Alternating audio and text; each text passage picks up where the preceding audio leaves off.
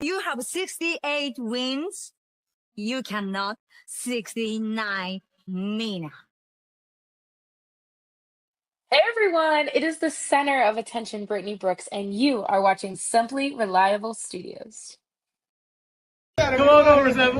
I'm being see, earlier I said something stupid to him, and now this is my receipt. Okay? Sabu's just sabotaging you. Yep. He sure did. Hijacking. Yeah, he's taking over. Hijacking is a better word. You're right. Good luck. Shout out to Simply Reliable Studios making their Symphony debut, sponsoring this match and the entire Dragon Kai demonstration. Heyo, this is Jack Cartwheel. You are watching Simply Reliable Studios. Say his name and he appears. I believe in Noah. I believe in Datula.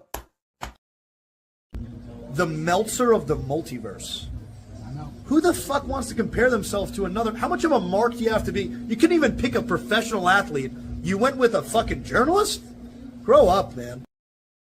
We just want to say thank you to Simply Reliable Studios for voting us as Tag Team of the Year. Of course. Because you know what they say, right? If you can't swim, you're bound to drown. Tonight, she is sponsored by Simply Reliable Studios from Orlando, Florida. She is everybody's favorite BFF, Izzy Marino.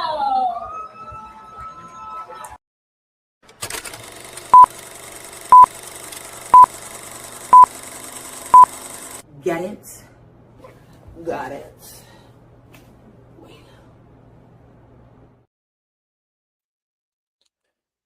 It's Wednesday! You know what that means? The Semifinals Studios is alive once again, but you continue coverage of this year's men and women's Owen Hart Foundation Tournament. And it's Wednesday night for Now We Prepare for AEW Dynamite. And welcome in to the All Elite Lounge.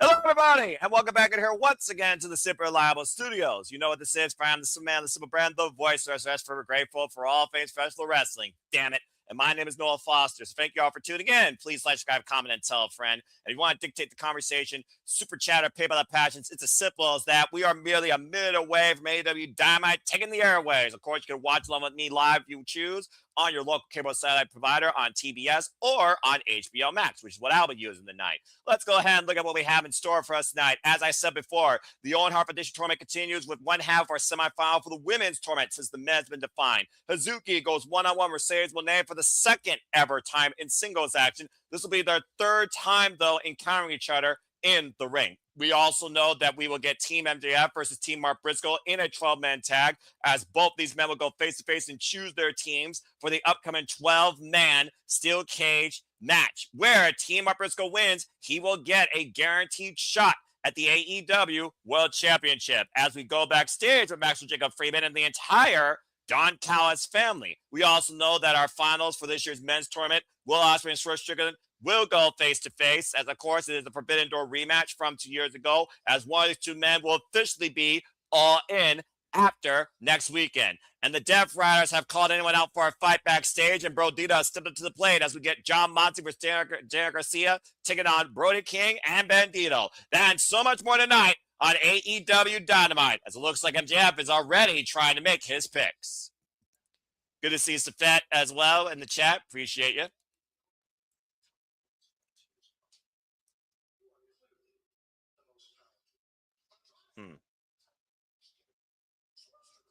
Where's Strickland?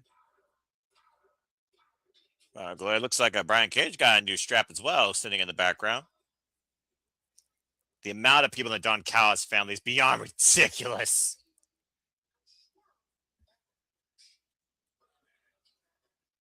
MJF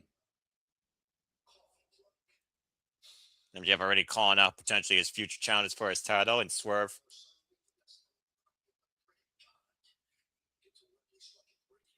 And Will Ospreay.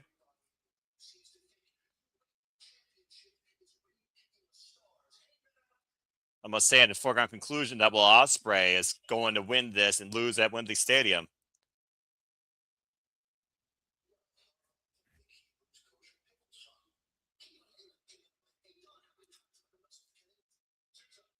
Kenny Omega, of course, also in the conversation.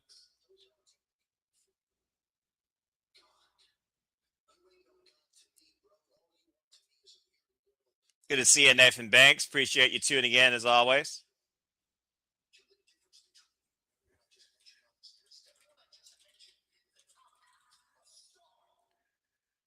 MJF literally running down the AEW roster that he has beaten or looks forward to beating AEW in, with the exception of Mark Briscoe, that he does not consider a star.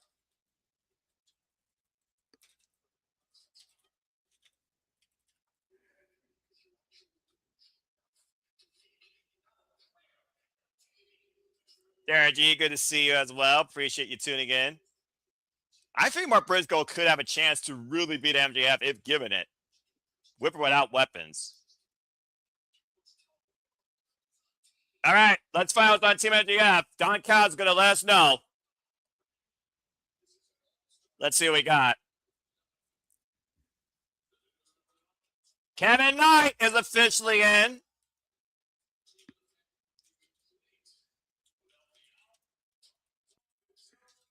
Kyle, by God, Fletcher.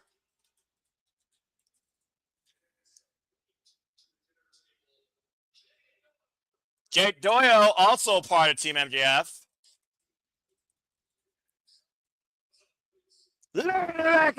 Kazuchika Okada. And the final member of this team is none other than Andrade El Idolo.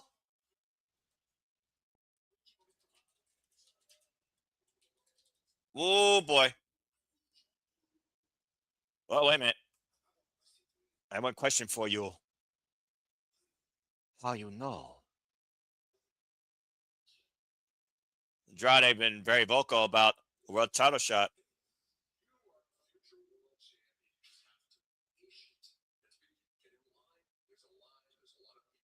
Get in line.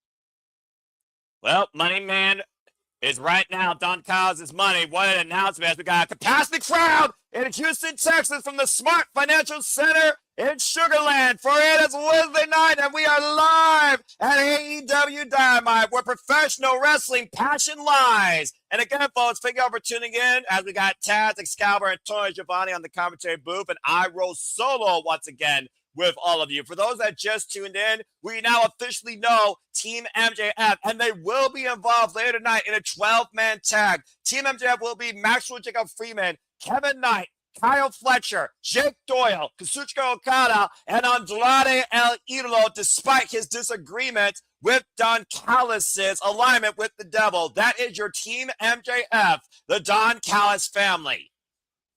What a lineup, though. Good grief.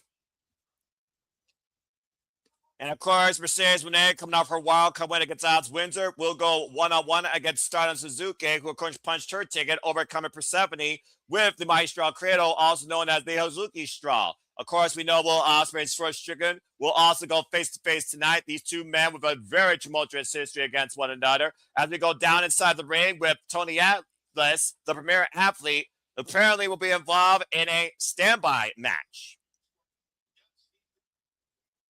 Whoa, whoa! Well, that's a hell of a draw. Okay, well, this was not on the agenda, but I'm not going to complain. Let's get some more warm-ups in. After he defeated Bad Dude Tito, TMDK Collision, Kenny Omega kicks off things tonight against Tony Nese. And Kenny Omega, who, of course, been called out by what many have deemed the greatest technical wrestler on the planet right now in Zack Sabre Jr. for a one-on-one dream encounter at the Forbidden Door. Kenny Omega kicking off the action here tonight ahead of 1 week from Sunday, where he will take on TMDK's Zack Sabre Jr. in one-on-one action on pay-per-view. A huge opportunity, though, tonight for the former WWE Cruiserweight Champion. And again, you all can watch Forbidden Door along with us when we present it live. And damn it, I'm paying for that in full and paying for it live. You can watch it internationally on my AEW, select providers. I love this arena, by the way. And of course, also, you can watch along with us here at the Semifinals Studios when we cover it. Kenny Omega right now in the best shape he's ever been in, as of course the conversation is going on the X with people using the hashtag AEW Dynamite. And I encourage you all to like, subscribe, comment, tell a friend, and use at SR Studios 24 to let people know what we do here at hashtag AEW Dynamite, where we cover all the biggest specials, pay-per-views, and highlights and delights from AEW, including tonight's Dynamite. Oh, Tony Needs the leg sweep out there. And of course, Tony Needs coming off a great match against AR Fox. In a losing effort, though, for the Ring of Honor World Championship Championship. Spring to the inside with a moonsault. It's never been canvas. Kenny Omega one step ahead of that one. And we're seeing how many times Kenny Omega has always surprised us with or without the odds in his favor. Snapdragon. That's sudden snap impact. Former AEW World Champion, former IWGP Heavyweight Champion. Another Snapdragon. And he's feeling good here right now. Definitely motivated after that pep talk with Ospreay, where he said he will always be by his side and supporting him. Can you imagine somehow between now and All In, the match gets turned into Kenny Omega versus Will Ospreay for the AEW World Championship? What a V-trigger. Oh, and there goes the lawyer. It's a V-trigger as well. Wipes out the goon on the outside. I think that's all right of Ari. And Kenny Omega, he's got visions of victory and golden ambitions one last time in his career with his second chance to direct chicken live. Looking to for one wing angel cover two. That's it.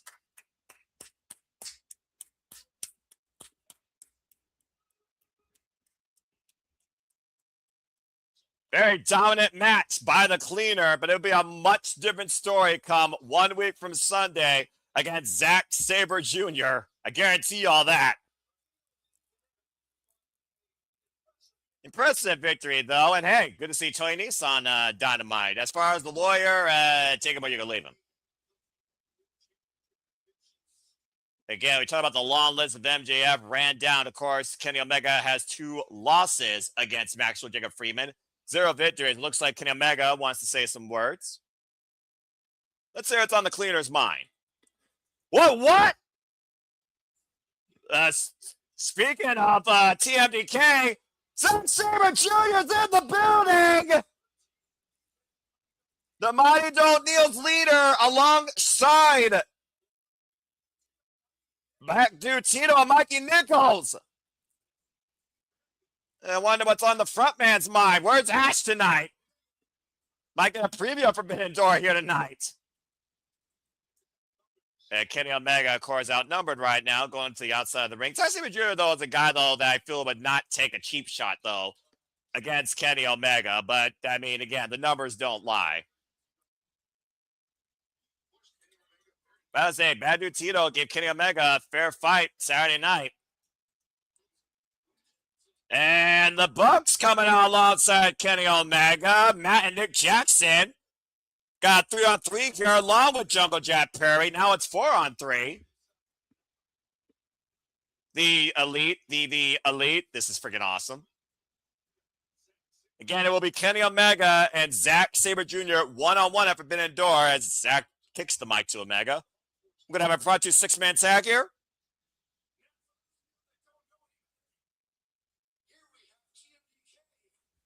Kenny Omega introducing us to TMDK.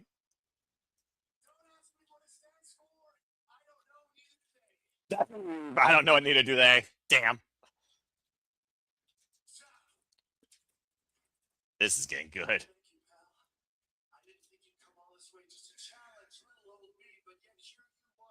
Face to face, Zack Sabre Jr. Kenny Omega.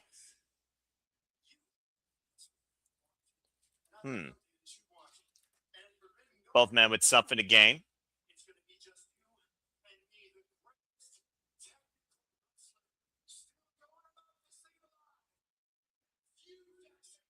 Zack Sabre Jr. declared by Omega, the greatest technical wrestler still going today.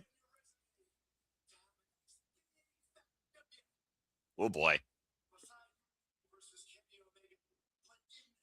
side.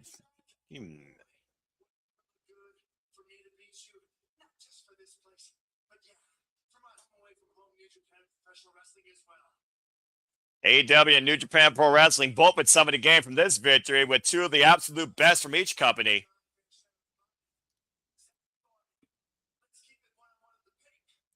Keep it 1-on-1 the pay-per-view.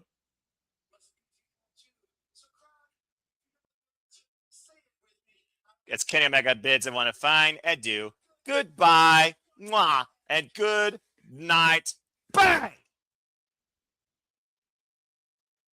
Kenny Omega certainly feeling confident and looking very forward towards this one-on-one dream encounter, testing himself against the best technical wrestler on the planet, going today still at Forbidden Door. Again, folks, Kenny Omega is actually a one-on-one for the first time ever AEW and the second time ever in their respective careers. These two haven't gone one-on-one since G1 Climax 28. A lot of history there with these two men. Both, of course, IWGP heavyweight champions on their resume. Of course, coming up still later tonight, we will hear from the Dogs, who have also had their fair fight with the Young Bucks, including beating the Young Bucks over dubious means this past Saturday on Collision, as we look back at what happened on May 30th with another enemy and victim of the Dogs via David Shillelagh, and that gore by Clark Connors, the Guns, whose arsenal ran empty. As we've seen, not only the AEW Tag Team Champions fall to the Dogs, but also multiple members of the Bang Bang Gang, thanks to, again, David Finlay Shillelagh.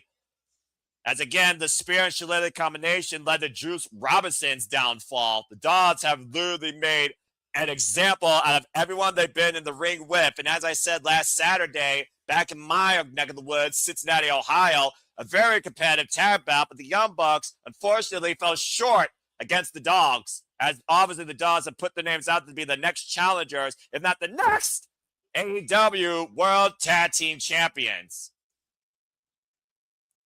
And we'll hear from the Dogs tonight regarding their recent actions and their recent winning ways soon enough here later this evening on AEW Dynamite. Oh, man, red hot start again. Zack Jr. and Kenny Omega might be my match to call for the year, and I cannot wait for that. Again, folks, we'll be covering that here at Cinema Studios along with Simply Predicting, so please stay tuned for that and so much more.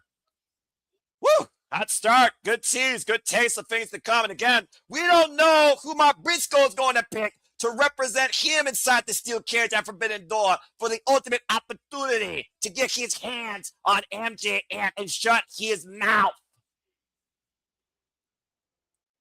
But it looks like things are going to take a much more violent turn as the Death Riders arrive. A lot going on towards Forbidden Door. Of course, the Death Riders coming off that insane Cincinnati street fight in victory. Rumble, Batman, Rumble, Death Riders prevail. Emily Shafir continues to prove why she is the most dangerous competitor in AEW against any man or woman, with a proverbial Sparta kick against Trichador's face with attacking glass-infused bare foot. Bearing John Moxley's AEW Continental Championship as the Death Riders never waver, never tire, never take days off. John Moxley and Daniel Garcia had a tag team action. Oh boy.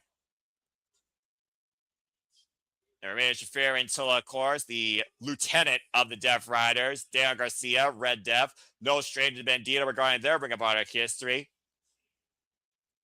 You can say what you want when it comes to the Death Riders and the mentality of what they believe professional wrestling should be or should push to be, but you can't argue with the results. You cannot argue with the unity under John Moxley and this mission statement. John Moxley, of course, still the AEW Continental Champion after being Kazuchika Okada last year at World's End and outlasting the likes of Kyle O'Reilly, Konosuke Takeshita, not once, but twice, amongst his list of victims, including Shane Taylor of Ring of Honor and of Cleveland, Ohio, Shane Taylor Promotions.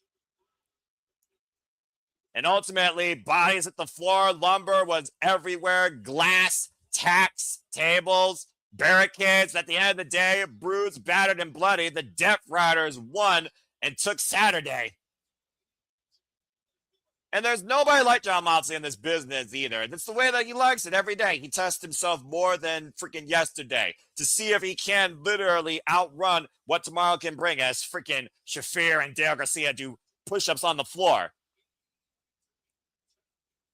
As he literally asked for anybody to meet them tonight in a backstage segment, and Brodito Looking for a fight. The Ring of Honor World Champion and the former AEW World Tag Team Champions. Brody King, of course, who had a commendable effort against Swerve Strickland, but unfortunately lost against the most dangerous man last week and is now out of the Owen Hart Foundation tournament. And me neither, Safed. Again, folks, Forbidden Door, Kenny Omega, Zack Sabre Jr. one-on-one. Stay tuned for that and so much more. And we'll talk more about the Forbidden Door throughout the entire night.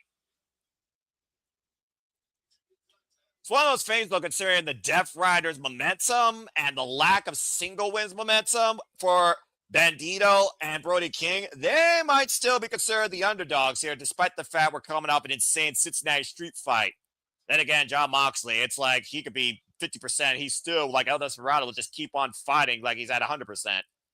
Paul Turner drawing the decision to be the official for this contest. And as you know, usually against the Death Riders, you never face the Death Riders on even numbers.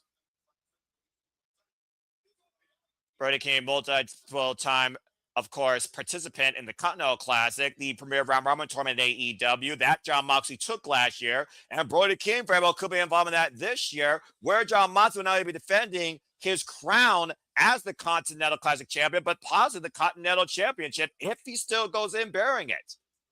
Garcia getting the better of Bandito in the early going. Bandito, who hasn't been seen since that brutal match at Double or Nothing against Swerve Strickland. Derek Garcia developing this new violent attitude of doing it for the business, not for the fans, doing it, again, the Death Rider way.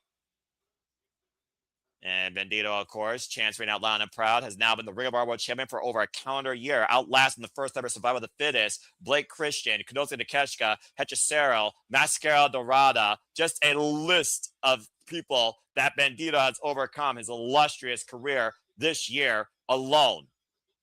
A lot takeover in the head scissors snap by Dan Garcia. Bandito, both men right now, job position, trying to keep one down, goes for the lateral, slips out the leg, lateral by Bandito, and both these men at a stalemate. Standoff here. How fitting because we're in Texas. And Daniel Garcia right now drawing forward his gun against the most wanted. Bandito, though. Oh! Get to the midsection. Daniel Garcia not playing nice tonight. Off the ropes to the side headlock. And again, you wanted the condition of Bandito since Double or Nothing with those ribs and that shoulder, particularly. That shoulder has not been the same since last year, December, at Final Battle, when it was heavily exaggerated by Blake Christian and Hechicero. What a drop kick. Hechicero damn near broke Bandito's arm. Front face like applied now, and a tag made to Big Bad Brody King. Brody King, of course, who was in the Owen Hart Foundation tournament, made his way out of the opening rounds against Death Rider Claudio Castagnoli, but again, lost for Strickland. Multiple-time participant in the Continental Classic, but never made it to the semifinals. Cazador combination hoisted up, and Bandito dropped down on Garcia. A little double team action here by Brodito. And it looks like Bandito and Brody King having a little bit of fun here. Want to give a little bit of a Macarena. I mean, who knew that old dances could still be in favor? And Derek Garcia, who used to do the woo, apparently not looking to dance tonight. Oh, wait a minute. Garcia may not want to do the Macarena, but there's the woo! Unbelievable! Whoop, swing and a miss. Looking underneath Bandito and Brody King, trying to beat them both. And oh, God! That double palm dropped Red Dev hard. About to say, which dance craze is more popular, or actually more relevant, the woo or the Macarena? Oh, here we go. And Jon Moxley now tagging himself in and teeing up against Big Bad Brody King. I wouldn't mind seeing this for the Continental Championship. And the amount of confidence and the pressure that Jon Moxley eagerly wills and shows, again, goes to his testament of work ethic in this business alone, especially for AEW. Again, Jon Moxley is like literally the only person in this entire roster, not named Tony Khan, that works every damn night. Knife edge chop. And Brody King teeing off against Jon Moxley. I don't think Jon Moxley's going to win a striking exchange against Brody King. I'm just saying. Although I think he's welcoming it. Now go on the elbows. Up and down right now. Combination offense by Jon Moxley trying to chop down the big man. And Brody King right now meeting Jon Moxley in kind. I wouldn't mind seeing this, honestly, become like a one-on-one Iron Man match with these two heavy hitter, heavy sluggers, heavy goers. Jon Moxley wavering off that exchange, though. Goes down to one knee. Fair on the outside, of course. Instrumental always in the Death Riders. And right now, Jon Moxley back up to a vertical position. Nice little exhibition here. Fun of the eye. And again, Jon Moxley, he can fight just as dirty as he fights clean. He can be just as technical as he can be physical. He is literally an all-rounder. Now biting the face of Brody King, going off the ropes. And just literally throws himself into a brick wall, cross-body style. And the hip toss by Brody King. Cesar Garcia was coming in to try and take advantage. And so far, Brody King has turned this match back into favor for his team. Little double team action here, hoisting up Bandito up to the top rope in position. Greco-Roman knuckle hold release. Let's up to the outside. What about the Death Riders? As our opening contest continues on this red hot Wednesday night on AEW Dynamite and Restaurant Claudia Perazo Pictures. Stay tuned, folks. But again, fuck television. But also, don't fuck Canada. But that being said, I guess I'm not alone for once tonight. He's actually awake. And whether he's Avatar Man or not, I'm curious what he has to bring. Please welcome into the commentary booth in the All Elite Lounge, Nick Ferrante, and shout out to Mrs. Ferrante, too. Nick, how are you this fine Wednesday evening? Good to hear you. AEW, AEW, AEW. Damn it. Anyway, what's up, man? How you been? Not bad. We got some so far so good tonight. I see we got a little bit of progression with Forbidden Door, which is nice. You know, I gotta say, you know, the pride of England was there tonight in Mr. Zack Sabre Jr. Great back and forth. Yeah, great back and forth. I missed a little bit of it. Did Kenny have a match, or did Kenny just come out? Kenny had a match prior to that against Tony Nese and won in fine fashion with the One Wing Angel before he took the mic and TMDK decided to come across the pond and literally go face-to-face with the cleaner. Okay. So, I mean, the best part about that is realistically, like, that was great. I mean, I don't think we needed to have Kenny have a squash match because, I mean, why? I call what you call it a warm-up, but I do agree. Please continue. No, I mean, regardless, it's not something this is, you know, we're talking about, we're on the road to Forbidden Door. I don't want to see anybody get hurt. So, I mean, you know, anything can happen. Yeah. You know what? That's a fair point. Well, again, we all talk about how much this business is like riding on the edge of a freaking lightning bolt. So, I mean, someone getting hurt could happen at any time. But I do understand your concern for the competitors' well-being, as well as, of course, the state of the business, which we talked about heavily on the shenanigans. And as you also saw in the beginning, to your point, Team MJF is now defined entirely by the Don Callis family, despite Andrade El Idolo's impatience with Don Callis and the disagreement on this money-made business arrangement. How you know? Which is nice, seeing that play out. I mean, I hope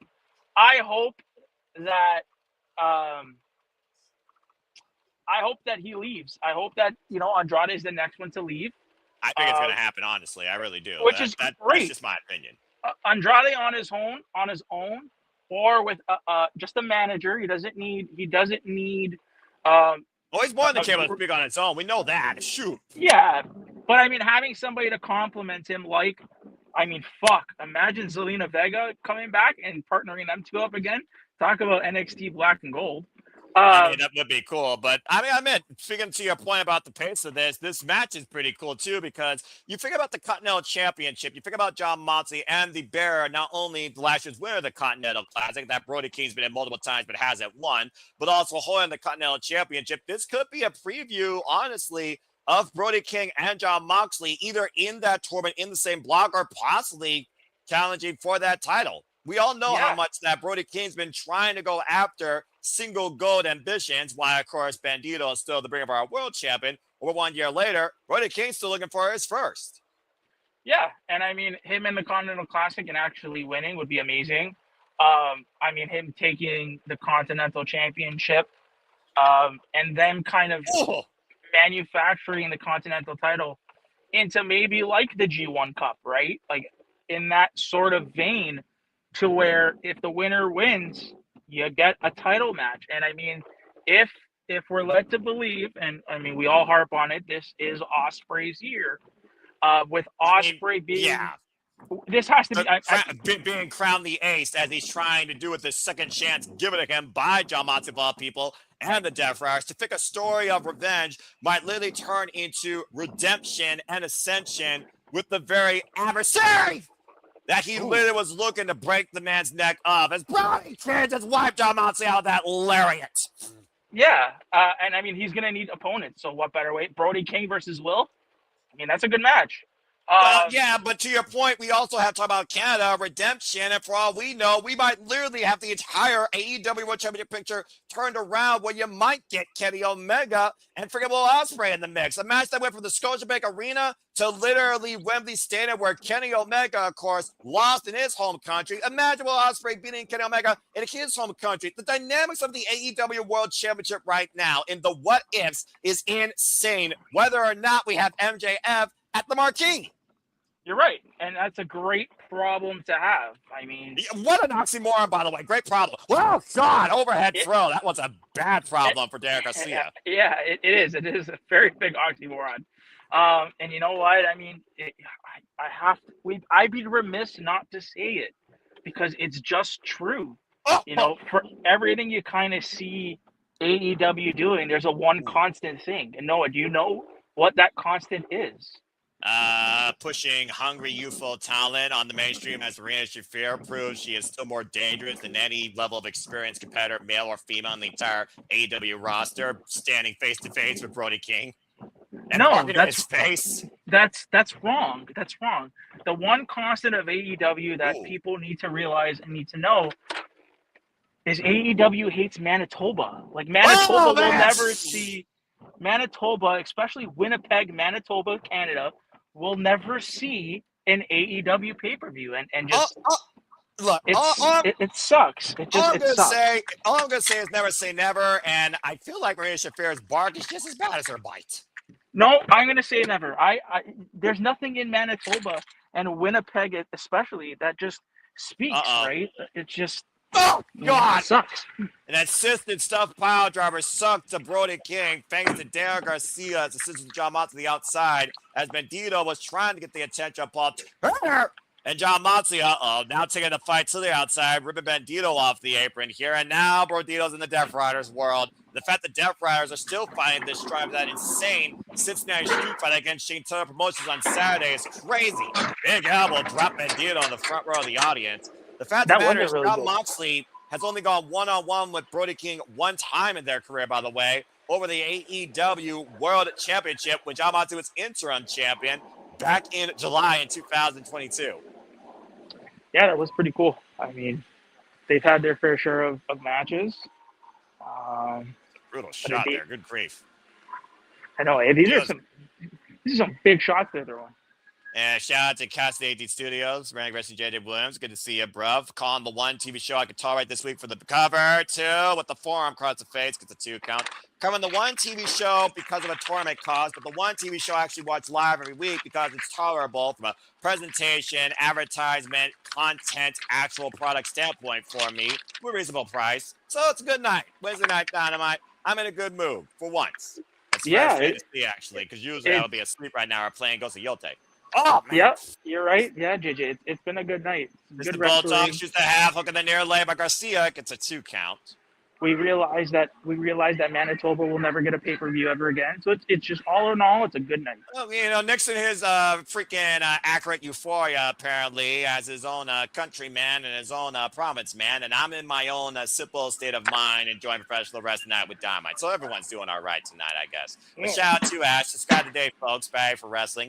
Don't be a dickhead. Become a part of her young punks and become a part of Baddie's Army today. And stay tuned when Ash and I do Baddie bracket breakdown for the upcoming G1 Climax 36, as most of the field has been figured out, except for the play-ins that will be happening on the road to the G1, and you can, of course, watch that on InterviewWorld.com. What does Ash have to do with this? Well, Ash is Canadian. Ash is a fan Is of she really? TMDK. Oh, my. Ash is literally the biggest SCB Junior fan I've heard of in my life, but also a proprietary fan and connoisseur of technical wrestling. And I think it's only fitting that we have one Canadian on here, and I also acknowledge, of course, your wife for her work, that we acknowledge the other Canadian that is part of the family here, the Simple Labo Studios. Oh, but where's Ash from? Why I don't know where Ash is from. You know where she's from, dude. Come on now. No, where? Winnipeg. Oh, that's unfortunate. They're never going to Right get a now, pay-per-view John ever again. Moxley, I sense disaster. Superplex! John Moxley in the cover and a kick out by Brody King at 2.5. Damn.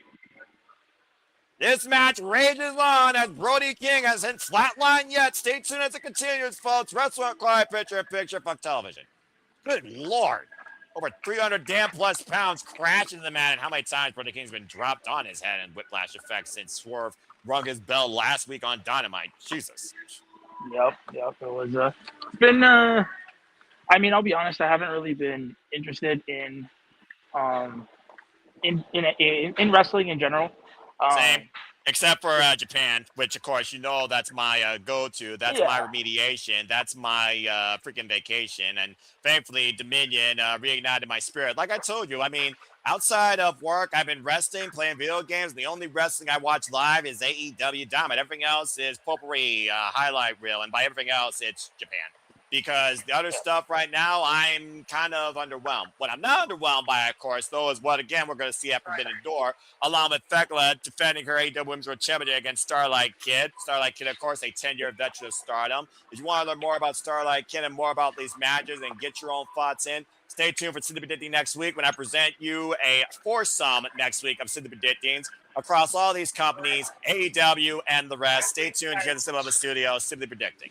But yeah, Nick, it's one of those things right now where, again, we're at a state of limbo, I feel like, in the business, where everyone's just trying to coast along to the next big show. Of course, we got whatever TNA's future is going to be after Slammiversary. We have AEW when it go all in back to Wembley, and the Fed gives us a 2-night SummerSlam.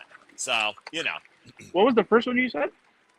TNA, I think I They're said. still alive? Well, I mean, as far as I'm concerned, they are, but the mass exodus that we've seen since 2024 speaks volumes, including the recent releases now of Tommy Dreamer and Simi Callahan. And if you want to learn more about that, stay tuned when we leave our own Impact with that as our main event on this week's episode of the Saturday Shenanigans. To find out more about that, just keep up here at the City Labo Studios. You can follow us there if you tune in for the first time at SR Studios 2024, where we will discuss what has TNA become, what impact they have left to give, if any. Is there an impact that TNA can still bring? Can TNA survive, or has this engine reached the end of the line? Stay tuned for more on that conversation this Saturday on the Shenanigans. Hosted by Randy Wrestling JJ Williams. But yeah, TNA right now, what is TNA? This definitely is not my TNA, much like something else I talk about that's, what's the word I'm looking for? Oh, yeah. Oh, my NXT! Anyway. Okay, but now I have to ask you, though. Did your TNA have Joe Hendry? Yes, according to you freaking son of a gun. Yeah, I don't know if we actually have. Oh, wait a minute. We're in the freaking different brand. That's not in here. Yes! I'm safe! Nice try. You're safe. Yes, I'm safe on watch-alongs because the AEW brand doesn't have Joe Hendry. Well, I believe in him. I believe that AEW right now brings my best passion domestically in this business. Along with freaking Farms, we cover Global World Tomorrows. We are back here on Dynamite. Nice try, Nick. And apparently, Derek Garcia back in now. I mean, I appreciate the effort, though. But again, not every brand's the same, and definitely the same about this business. Now, Derek Garcia and John Moxley team up against Brody King. Again, for those that are wondering how this match is happening, straight up, the Death Riders asked for a fight, and Brodito was game to fight tonight. Interesting. I do wonder, though, again, considering the state of Brody King, is he still having any sort of whiplash effect from that ridiculous match last week where he was busted hard ways with the exposed turnbuckle, got his bell rung with the ring bell, and a house call not once but twice that finally allows for Strickland to advance in the finals to the come tonight where Will Osperay will go face-to-face. And in addition to that, he also might have suffered a neck injury in the process of that match. What job of lockdown, both of that's hilarious. Brody King connecting stiff. And tap made to Bandito. We haven't seen Bandito, by the way, since Double or Nothing. This is the first time we're seeing him in ring action. Beautiful corkscrew moonsault out of the corner. Up the road, the pop-up cutter. Dropping the Death Rider. Garcia coming to tilt to a backbreaker over the knee. You said it yourself, Nick. Didn't you call Bandito like wrestler of the year, not the best luchador right now? And one arm military press overhead drop to John Moxley. No, yeah, he is. I mean, I'd have no qualms saying that he is. I would say luchador of the year. Bandito and Fuego right now. John Moxley escaping the X-knee. Bandito onto the ropes. Drop toe hold by the most wanted. Sends John Moxley on the second rope. And Bandito might be looking to show his hand as the deal looks for that. Oh, man, it runs into an elbow. I busted there off that attempted card trick. Daniel Garcia now legal. And again, talking about John Moxley, potential challenges for the Continental title. If Bandito gets pinned, we might get maybe Daniel Garcia challenging him for the Ring of Honor World title. Now Moxley hoisted up by Bandito, stalling vertical. Marina Shafir. Oh, body shot behind the red's back, and Shafir. You gotta be kidding me. Bandito hoisting up Marina Shafir, stalling vertical. Dropped her. Oh. Well, that will definitely put Marina out of commission for the time being. There goes the most dangerous asset to John Moxley. But again, Shafir, what a legit badass. Now Bandito off the ropes, topic on hello, wiping out everybody. Yeah, I mean, Marina is really coming to her own. No kidding. I say to steal about that she faced something about this past Tuesday. And again, takes the bullet literally for John Moxley. Every chance she literally has to give. Ride or die. That's the Death Rider's MO. This mentality on professional wrestling that John Moxley's created and brought to life in AEW. Big front smash by Bandito covered. Jerk stop by Moxley to break it up. Jeez. Bandito now and Brody King coming in the fray. And John Moxley and Brody King colliding. What? God, took his head out with a lariat. Both men down, all four men down. Crowd is up on their feet. And again, this is our first match of the night. Looking to step through. Bandito, roll up. Inside cradle, pin exchange by Daniel Garcia. Nearly pin the World Champion. And right now we're down to Bandito and Daniel Garcia here. When Pawn Strike trying to live World Champion. Hoisted up, pop up. Oh, man, rising knee. Garcia on Dream Street. Garcia might be on his feet as Bandito once again looks to show his hand for the 21. Planks and Brody King with the tumble to Moxley the bridge. Bandito beats the Death Riders. Damn. Good match. Yeah, damn good match and a hell of a fight. Hey, they wanted a fight. They picked it, and they won it tonight. Garcia, by the way, still folded up like an accordion. And again, preferably it was a handicap match still. Even though they've had mixed fortunes as singles competitors over their careers, especially this year, in fine form tonight, the former AEW World Tag Team Champions, Bandito wins. Yeah, that's awesome. I mean, I really want to see, you know, Brody King have a singles run. I feel like he's earned it. Well, to be fair, John Moxley and Brody King weren't involved in the cover, but we all know how much pride John Moxley has when anybody gets the better of him and the Death Riders on any given night in any combination. If we go backstage to Proto Okada, and it's literally illustrated by the graphic, with Kyle Fletcher and Suzuki Okada, who of course are now members of Team MJF for that steel cage match. And of course, both men still have aspirations to bring the AEW International Championship back home to the Don Callis family. So I missed that part. So who's on Team MJF? My boy! Oh, man.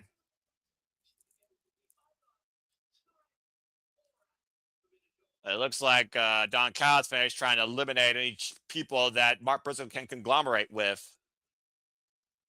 Former member of Chaos wiped out by Okada and Kyle Fletcher. Termination E attacked backstage by Proto Okada. Oh boy. Mark Briscoe, you better pick people quickly. What a heinous attack. And to answer your question, Nick, Team MJF is literally all Don Callis family. Kevin Knight, Kyle Fletcher, Jake Doyle, who just beat People My Belly this past Saturday on Collision, Rainmaker Kazuchika Okada, and the very reluctant Andrade El Idolo. Well, money talks when it comes to freaking MJF and Don Callis. Bigger freaking devils in bed than Ricochet. Bald. And again, still to come tonight on Dynamite 12-man tag, where we will find out who is Team Mark Briscoe, but it looks like it won't be the Stone Pit Bull at this point. As, of course, we still continue forward, and the reason we've covered these Dynamites over these last few weeks, particularly the Owen Hart Foundation Tournament, as the Luger goes one with Mercedes Monet. But coming up next, we're going to hear from the Dogs, who are on quite a winning streak against tag teams, and look to recap options soon enough with Tag Team Gold. Maybe a message to Cage and Cope. The Dogs speak to us next when Dynamite comes back from this commercial break. Fuck television. Oh, man. A lot of things going on in the wrestling business right now. A lot of things going on in AEW. Proto Okada. I do wonder, though, would Okada or Kyle Fletcher want that title off Konosuke Takeshita more? And will Proto Okada have to make a decision amongst each other, considering Kyle Fletcher's already being Okada not once, but twice in consecutive Continental Classics. So again, I do feel like there might be still that subtle tension there. I'm just saying. I mean, what you could do with that, not necessarily like, obviously you don't want Takeshita. He just got the title, so I wouldn't take it off of him at all. Oh, clearly, but I understand not taking him at all, but you gotta look at the short term in the story of the Don Callis family who betrayed him and the person he took it from. By the way, he successfully retained it at Dominion against Sonata, by the way, in case you're wondering. That's why we're still talking. Oh, no, he Anyway World Television Championship, excuse me. He's still double champion, basically, across two companies. Continue. Well, no, I was going to say, like, you can really play this story out, like, I mean, if you do it at, I feel like you shouldn't have the international title. I think you maybe save, you have to do a triple threat, right? I think it only makes sense to where you do Takeshita versus Okada versus Fletcher, and in that match, you have them sort of a breakdown between the two. Well, and then we talked about the Don Callis family is not too big to collapse from within. I mean, it's got to be on the verge of doing that again with somebody, and I think Andrade is the next best thing. Now, Kyle Fletcher, Okada, whole different conversation. Well, you can play it out in a story, not in the sense of the Don Callis imploding, but more so who is the true leader of the Don Callis family, right? Because we never really gotten a definitive answer of who the true leader is. We all think it's Okada. A lot of people think it's Fletcher. People are now thinking that it's Kevin Knight. So why not play into that and give us a story of who is the true leader of the Don Callis family? Well, either way, I think chaos soon enough is going to ensue in and out of the Don Callis family and New Japan Pro Wrestling and AEW. I'm just saying. I don't know what Jada is trying to cook up here, but all right. But again, let's remember what we're dealing with here when it comes sometimes to people who may not know what their airtime means or being less repetitive. If I have to bring a horn in from ESPN, I certainly will. Remember, Mark Briscoe might bring a surprise if she can't compete. Well, here's the thing. Hi, on the shirt. Hi, Jeff Meacham. I also do wonder at this point, though, is he only going to pick agglomeration, or is Don Callis going to try and pick off the agglomeration? Much like Tommaso Ciampa, who's been trying to pick off Chris Jericho and his career. Yeah, I don't know. I don't know. I feel like if he just does the conglomeration, I feel like it is a little bit of a cop-out because there's no real thought process into it. Well, I mean, MJF with the Don Callis family. What do you want to say about that? Well, it's all. I think it. I mean, this match has to happen because of MJF's supposed little injury, right? Having a big scramble match, you can hide him in it. That way, he doesn't have to take so much of a beating. It doesn't mean I like it. I mean, it's not your ideal main event, I guess. I don't know. I think that is a testament, and a lot of people have the same sentiment of, is Forbidden Door dead? Is the concept of Forbidden Door dead? And I leave that question to you, and because I know that you watch New Japan, I know you're a big New Japan guy. With New Japan, are they building new stars? What is New Japan's goal right now? Are they developing stars on the level that can? Like, I know there's Callum Newman. Like, in your opinion, watching New Japan, are they building new stars for the future? I think they certainly are trying to, but again, they still have a lot of young lions to try and groom into those leaders of the Pride. And the fact that Yoda Suji was able to beat Newman for the IWGP Heavyweight Championship again, the G1 Climax might leave a little bit of foreshadowing, but we'll see soon. Oh! Well, speaking of people that are full of pride, how about people full of grit? Captain Copper back! Who? Oh, the Dons were not expecting that. Adam Coleman and Christian Cage immediately back and on the attack. There you go. Give us the 5-second pose. You're going to get more than 5 seconds of revenge here, Nick, right now, because you got to imagine that Christian Cage and Adam Coleman are stewing after what happened after a Double or Nothing. 100%. The way they got taken out. AEW Tag Team Champions back on the scene. Yep. They had their fists through the talking versus a microphone here, taking their opportunity. Uh-oh. And I don't mind this being their first feud. I don't mind it. Yeah, I don't mind it at all either, but I don't think that Clark Connors is going to enjoy this visual as David Finlay saves his dog from a certain double spear encounter. Not so tough in Australia now, are you, Savage King?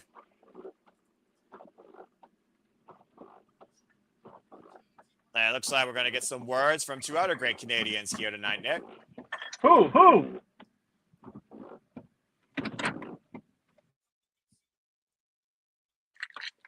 Yes, it is under.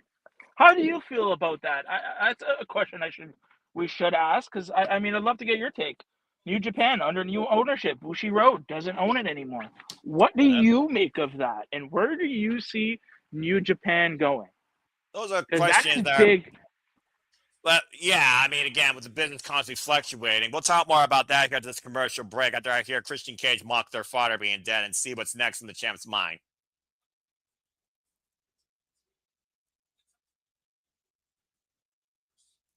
Damn! Came across another tag team out to the mothers.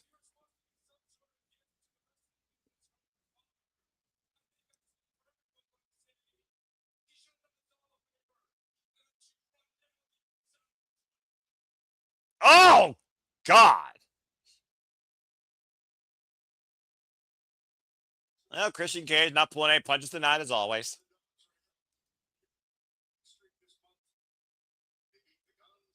Yeah, they beat the Guns. They beat the Young Bucks.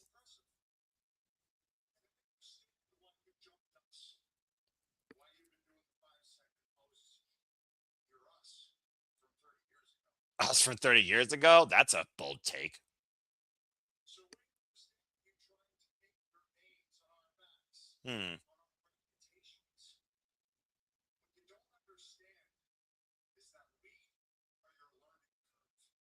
Learning curve.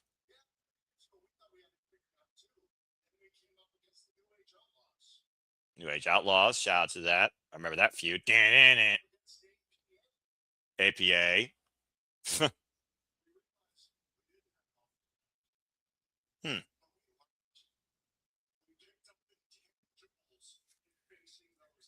Cage and Cole talking about their evolution as a tag team and what they've learned. Forbidden Door. Oh, man, strength.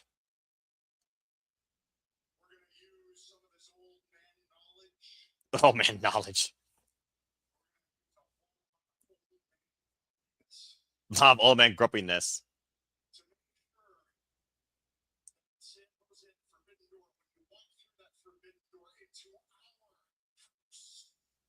Welcoming them in their house, Forbidden Door.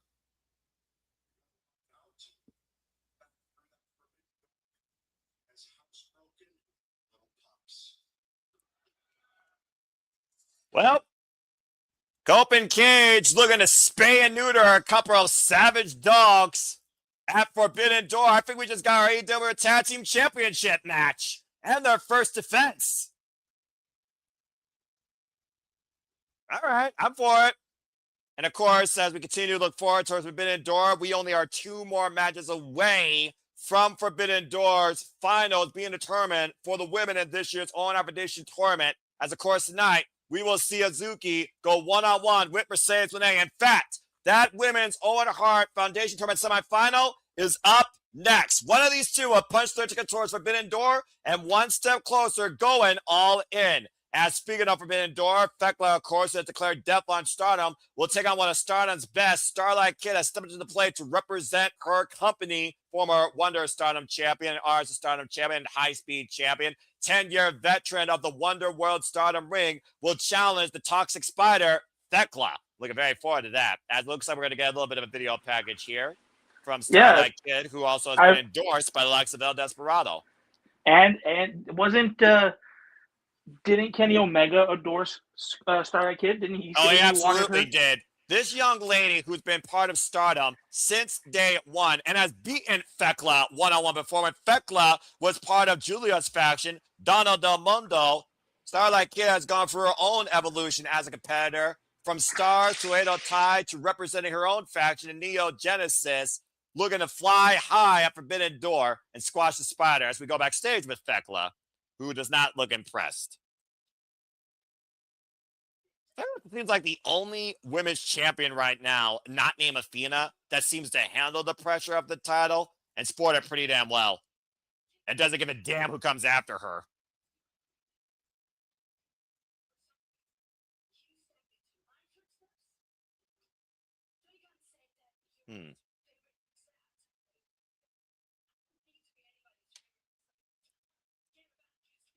All she cares about is the title. Yeah, all that matters is being the champion.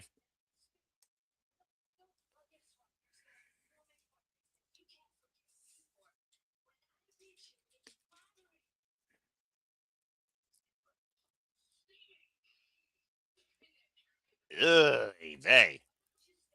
Take a look at a disgrace and embarrassing demask Starlight Kid at Forbidden Door.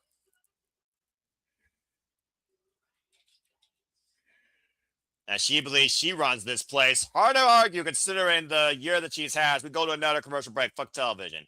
Now, you were trying to tell me something about New Japan and ownership, which, again, I don't look at the people that own the place. I look at, are the workers still working the way they're supposed to in the place? It's not the first time, by the way, that New Japan has been under a different business acquisition. Before Bushiroad, they were under a different thing. Now I think it's Cybernet or something Asian Alliance thing. So if you want to talk to me more about that, then go to MSNBN Mad TV or Mad Money TV, whatever the fuck that channel is, while you got a commercial break. Because after the commercial break, it's time for Hazuki versus Moné, and all I care about is Hazuki dribbles Mercedes Moné's head more than the Boston Celtics closest win to an NBA championship and bounce out of this tournament. But go ahead, you can speak. And I will relieve him of that in 3 seconds if he doesn't speak, because he might be cooking something in a microwave like a Hot Pocket. So I will just say 3, 2, 1. Okay. Well, that being said, Matt Helms, good to see you. And Safet, I absolutely agree when it comes to Thekla. Again, she's right now my favorite women's champion right now domestically in this business. She's a badass. She can handle the pressure. She doesn't give a fuck who comes after her. And a lot of people want to come the fuck after her. And a lot of them are worthy candidates. Ain't that some hot shit? Like her. Sorry, what? Anyway, as we continue here on AEW Dynamite, we are 1 hour in. For those that are just now tuning in, Cage and Copa are back. And it sounds like we got a Forbidden Door AEW Tag Team Championship match against Clark Connors and David Finlay, who assaulted them the Wednesday after Double or Nothing. We now know who Team MJF is, and of course, Team MJF will take on Team Mark Briscoe in a 12-man tag. Still to come tonight on Dynamite, as Mark Briscoe has not declared his team yet, but MJF has declared his team, as you can see down below, investing entirely in the Don Callis family, including a very reluctant Andrade El Idolo. Ciampa calling out Chris Jericho backstage, saying balls in his court. Bald. And we'll see if Chris Jericho dribbles the ball forward and scores a slam dunk, or does he somehow throw it out of bounds, and does Ciampa take his moment? And, of course, as we saw in the opening of Dynamite, TMDK is in the building and in the States as Satsuma Jr., Mikey Nichols, and Bad Dude Tito confronted Kenny Omega ahead of Forbidden Door. As we are in Forbidden Door season, and coming up next, we're going to learn one half of the finals for the women's Owen Hart Foundation Tournament as Hazuki, Day 1 star of Pittsburgh as well. I'm so damn glad she did not retire from wrestling. Goes one-on-one Mercedes Mone for the second time ever, and these two share the reign for the third time ever. After Hazuki beat Persephone, and Mercedes Mone returned as the wild card, beating Alex Windsor. Mercedes Mone looking to go back-to-back, and this time maybe going double or nothing at All In, and finally winning the big one, if she gets the chance. While Hazuki is looking for a bracket buster, much like Maya World, who booted out Sky Blue last week. And, of course, Maya World will take on Fino one-on-one this Saturday on Collision, which we will be covering. As we go backstage with the victorious Brodito, who just beat the Death Friars in tag team action with the lovely Lexi Nair. And maybe see what's next for them. And Brodito's fired up. I love his energy. I feel like if you beat the Death Riders, you really put a claim in yourself for anything in AEW. Especially when John Moxley's involved. Yeah, I mean, he is the ace for a reason, right? Yeah. Fred of all, Houston, Texas. Yeah, I mean, there's nothing really to be said, right? He's the ace for a reason. You beat him, you're in a good position. Forbidden Door is coming. Uh-oh. Wait a minute. John Moxley, Derek Garcia might have something to say. Tranquilo.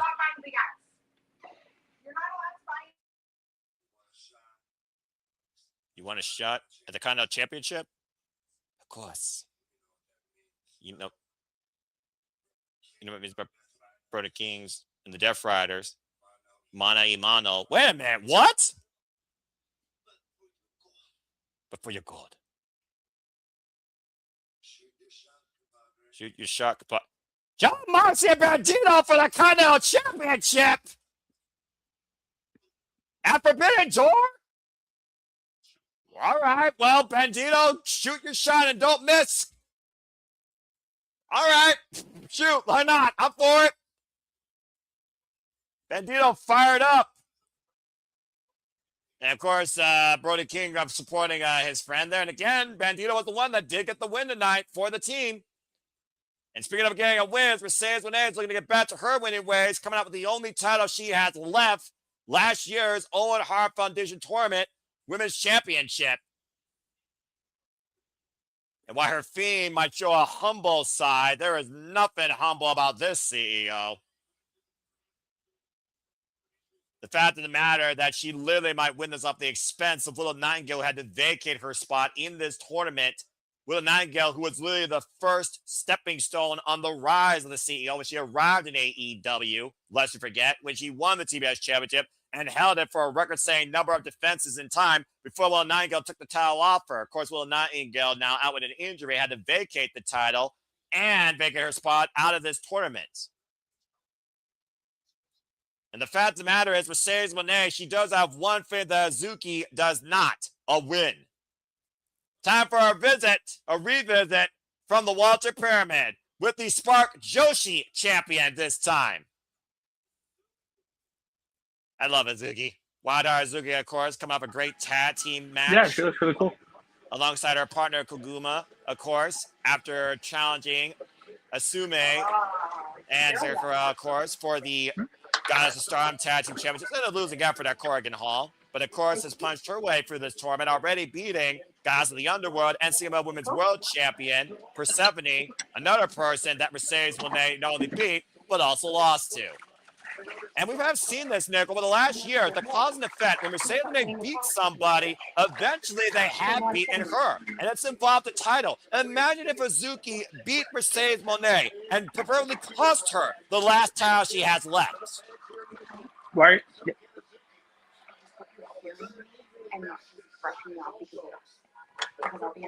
As I said before, referee for this contest, Aubrey Everett and Sarah Ferrari, almost as Integra as just a car. Bell reigns were underway for the one match that is the reason why we are on the air tonight. Woohoo! And Hazuki, of course, who has the Spark Joshi World Championship. Of course, Kai McKenna has set her eyes on, of course, the Spark Joshi Mid-Atlantic Pacific Championship, held by Erica Demina. Of course, both of them were involved in Las Vegas weekend. And, of course, Hazuki defended her title successfully against the Spark, Jada Stone. Ironically enough, whoever wins this will have either Athena or Maya World. Hazuki has never faced Athena one-on-one, but has 2 pinfall wins in singles action over Maya World. Back elbow by Mercedes Moné rips Suzuki down by her hair. Suzuki's always been just a very unique individual as well. As I said, day one stardom individual, been involved in the Wonder World Stardom promotion since 2014. At one point contemplating retirement, trained of course by Fuka, who was instrumental in Stardom's genesis. Nice arm drag takeover there. And falling in, former high-speed champion, former challenger to the white belt Wonder Stardom Championship. Interesting. Side step off the bottom rope. Arm drag takeover. Going for Bosnia Crucifix takeover. Shoulders down. Hazuki getting Mercedes with Nate's shoulders down. Drop kick. Takes Mercedes off her feet. The in-ring IQ of both these incredible young athletes. And of course, as we know, whoever wins the Forbidden Door will punch ticket 2 All In Wembley Stadium. And we'll be covering that, of course, August 30th. I cannot wait for that show. I am so damn excited. The Cathedral of Football becomes the Cathedral of Professional Wrestling once again for All Elite Wrestling for the second time. Wembley Stadium, all in London. Yeah, that I think that weekend, starting from simply predicting, it's going to be a massive weekend for us. And no kidding. Athena, and of course, as I said, Athena awaits on the other side of this bracket, or Maya World, depending on what happens this Saturday on Collision. Of course, I'll be covering that. Athena goes one-on-one with the only person to put a blemish on her Ring of Honor record, her greatest student, Maya World, who survived the 10-minute proving ground. Hazuki with the head scissors, Tijeras. Nice drop kick follow-up. Get in the better. Mercedes Moné, insert championship here, not named AEW Women's World Championship. A little bit of mind games by the Wild Heart.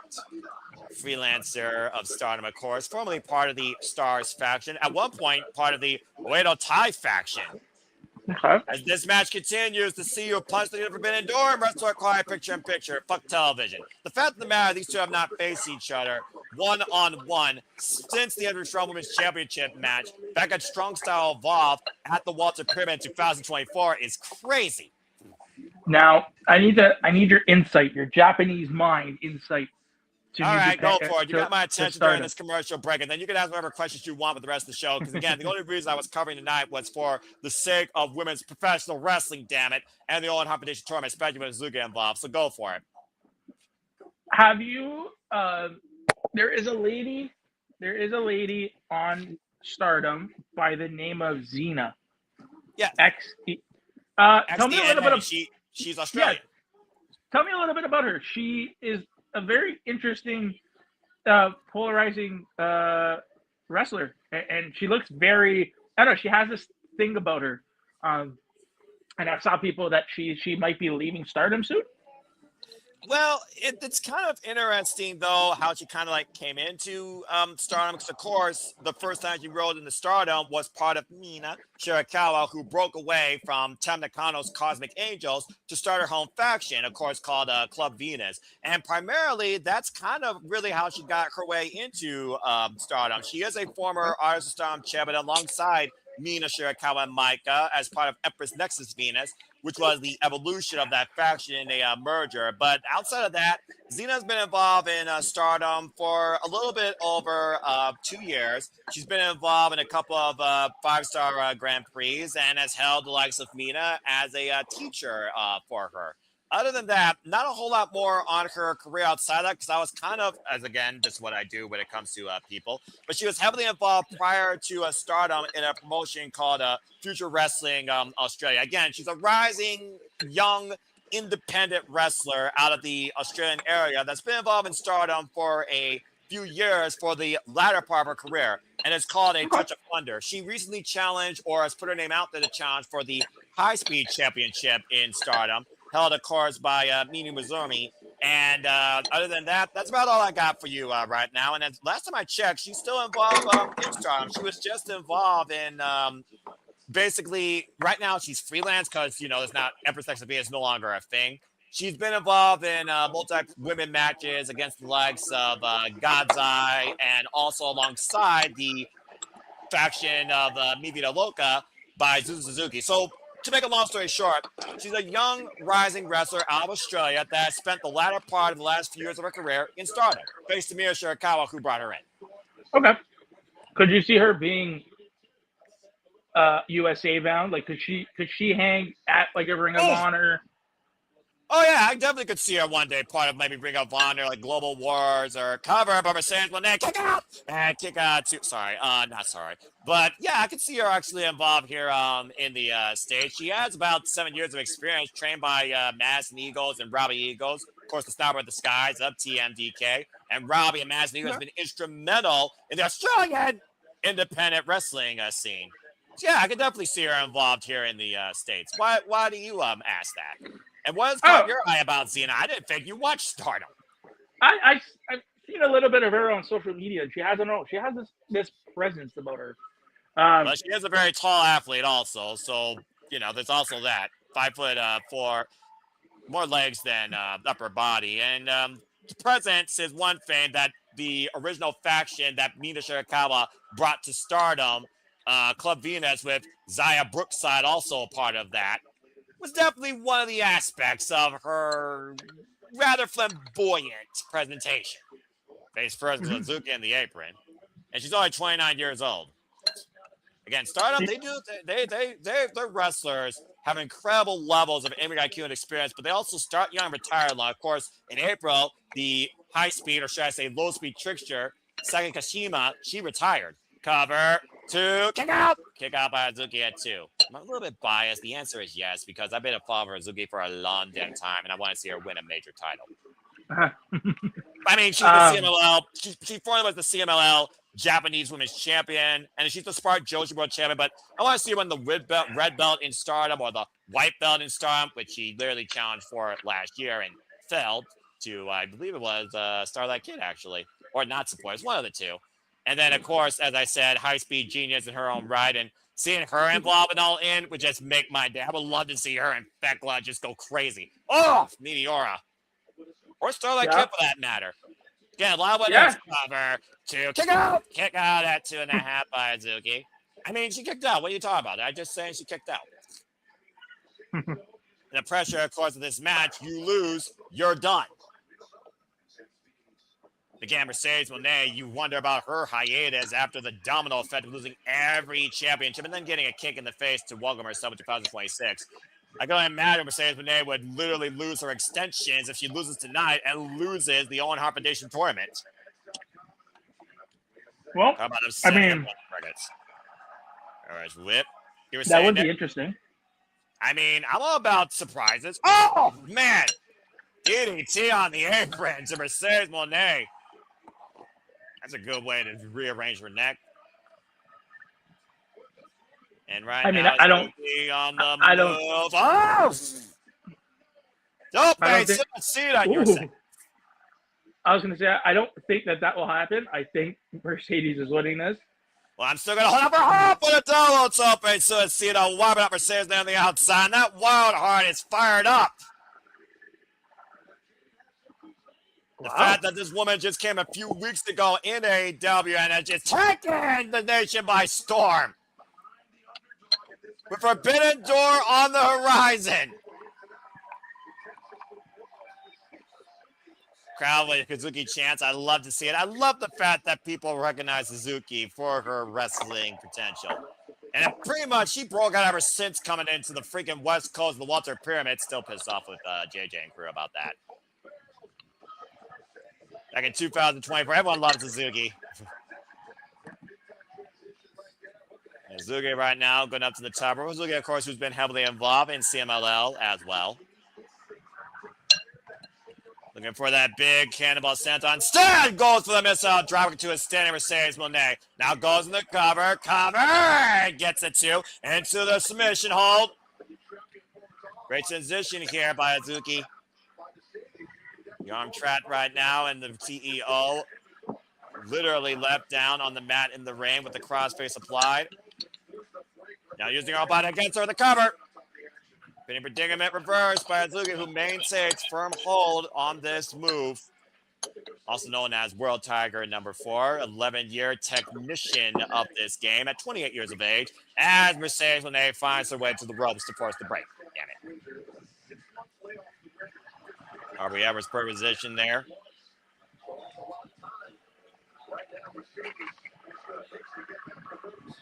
Mercedes Moné spent right now, looks like. Excuse me, by the way. That's Miyu Amasaki, by the way, who's the other guy as a star on tag team champion alongside High Speed Asume. Now Mercedes Moné looking for maybe the Tres Amigas. How fitting, we're in Houston, Texas. Shout out to her idol, of course, Eddie Guerrero. And again, folks, you want to learn more about Stardom or hear me talk more about Stardom or want to watch more of Stardom's great competitors along with other promotions underneath the AEW banner, stay tuned. We cover once again a Night of Honor with Global Wars tomorrow night. Ring of Honor Global Wars, of course, represented here at the Super Reliable Studios. And stay tuned for that and so much more here in our upcoming watch-along schedule. Outside shenanigans and predicting as Mercedes Moné rings up the left arm inside the ropes, obviously trying to neutralize any chance Suzuki could try and trap her in that Mighty Straw Cradle, the same way she beat Persephone to punch her ticket to this semifinal matchup. It goes back to that level of experience that Mercedes Moné has, of course. And off the second with the Meteor on the stage, putting her own knees at risk. As Mercedes Moné looks to go to the Forbidden Door, will that door be closed tonight? Stay tuned as we continue to cover AEW Dynamite Squad picture-in-picture. Fuck television. Damn, they're giving this match a good piece of ample time. Yeah. I mean, damn it. Anyway, sorry, Nick. You were saying something, brother? They should be doing that with a lot of their women's matches, and maybe how about we get more than one women's match on the show? Yeah, I definitely agree about that. But hindsight's 2020, but it still comes to the fact that no matter where you look at this business, women's wrestling is still underwhelmed unless you look at the all-women's promotion Stardom across the world in Japan. And again, as I pointed out, folks, again, I'll be back here tomorrow covering Global Wars with you. Global Wars Cincinnati is available for all Honor Club members at WatchROH.com. You can watch along with me. We'll be back here tomorrow night. 8 p.m. Eastern Standard Time, where we know we got the Ring of Our World Championship defended, AR Fox defend against Leo Rush, and Action Andretti, and also Athena will defend her Ring of Honor Women's World Championship against the very woman that beat her this year outside Ring of Honor when she tried to take New Japan Gold, the IWGP Women's Champion, Shuri of God's Eye of Stardom. And so much more tomorrow night on Global Wars Cincinnati. It's one of those things also, though, where I just wonder, again, the outlook of the Forbidden Door. Going to your question as we segue here. Yeah, I think Forbidden Door is a rather dead concept, but I don't think the purpose behind what is Forbidden Door is. At the end of the day, there is more in collaboration than just internal competition. Hello, Fed. So I think it's more of a collaborative night where you showcase an identity of those partners in a way that doesn't make them look weak, but also brings more eyes and maybe unfamiliar eyes to, let's call it is, the main peak of that entire partnership, in this case, AEW. So do I think the Forbidden Door is dead? No. Do I think the Forbidden Door has been reshaped into a more open door policy?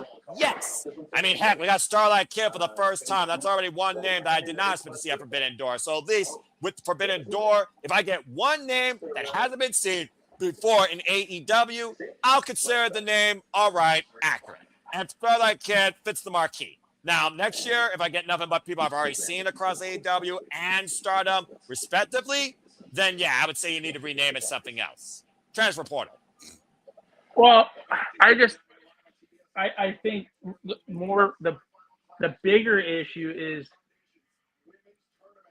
any random Dynamite you can see somebody from another promotion, right? What makes Forbidden Door, like, imagine this, we're seeing Hazuki right now. You're telling me that in a couple of months we won't see her again? I really hope he, keep Forbidden Door to these next few weeks. After it, I don't want to see anybody from Stardom. I don't want to see anybody from New Japan. I'm pretty sure you're safe with that. I mean, because let's be honest here. You're right. More often than not, you could probably see anybody as Suzuki right now literally pummels, and I mean pummels, Mercedes Moné in the corner. Let her keep doing it, Aubrey! God damn it, 4 count. Anyway, a 4-count clean break. I'm not being biased. But anyway, to your point, it's one of those things during this time, though. I'm okay with seeing more of Stardom and New Japan, particularly. The fact that last year we have more New Japan involvement. This year we have more Stardom involvement. Year round, you're right. You got more CMLL. CMLL and AEW might as well be as much as AAA and the Fed are in bed together. But again, I think Forbidden Door is more unique to the Japanese showcase scene versus, the North American continent scene. And that's why I kind of can respect it. I mean, Nigel McGuinness, Zack Sabre Jr. didn't expect that last year. Oh, man, beautiful lumbar out of the corner. Crash landing for the CEO, who might go bankrupt and would make me scream out of my chair and stand up here. And the fans right now, again, might be thinking that we might be surprised here. Big things do happen in Texas as Hazuki might be going for a broke with a big cannonball senton drop. Richard Mercedes Monet. 1, 2, Hazuki. Damn it. Oh, wait a minute. Hazuki back in submission hold. Once again, Mercedes Monet in a world of trouble. Will she tap? Center of the ring, nowhere to go. And can she be the first finals in this year's tournament? Breaking the grip of Hazuki, though. Now looking for maybe a test of strength. Possible backslide, the cover. Punch out! Ooh. Is Mercedes bleeding? Why does her face on the one side look really red? Pressure? Embarrassment? Bruising? I don't know. Do you see it? Am I not... No, I mean, shoot, the women here don't play, they fight. I mean, and again, you face Stardom, you better be ready to grit your teeth and discipline your neck because they'll rearrange your makeup. And right now, Hazuki and Mercedes Monet in a test of wills here in the single wrist hold exchange, just teeing off with these elbows. I've become a strong style affair here, and I love this shit. Now, Hazuki, again, getting the better of this. I always consider Hazuki more the aggressive striker. Again, Hazuki, just pair. Come on, get the Maestro Cradle already. Don't play with Monet. Did not mean for that to rhyme, but honestly, that's how dangerous Monet is. Lest we forget, every match last year, she won via a frickin' pinfall roll-up. It was leverage roll-up against odds wins. Oh, man, that allowed her to advance here tonight. Oh, what a pump kick from Hazuki and bumping it down. Whew. Of course, not in Japan, so I don't know how long this match has been. As Japan, of course, gives those time calls here. And, of course, this match has no time limit because we need a damn winner. Crowd chanting, "This is awesome." Aubrey Everett starting her standing 10 count. Not jumping, by the way. Up to 3. At the end of the day, the factors of wrestling is not just your mentality. It's definitely your physical capability. It's that cardio. It's that endurance. It's that adaptability in any situation against any opponent at any given time. Where you give 110%, not just for the biggest opportunities, but all the time. And that's the standard that Mercedes Moné wants to hold herself to. Drop down with a DDT. And Mercedes calling a front kick bent backwards. And Hazuki with the cover to advance kick out at 2.5. Damn it. How the hell did you kick out of that with her legs bent backwards? And Hazuki right now looking towards the corner. But again, I don't think that she's thinking right here. Maybe instead, changing game plan. Hoisting Mercedes Moné with a brain buster. Ozzy setting up for another senton Campbell. Monet rolls to the outside of the ring. Sense of urgency. And give Kramer credit due for in-ring IQ on that situation, Nick.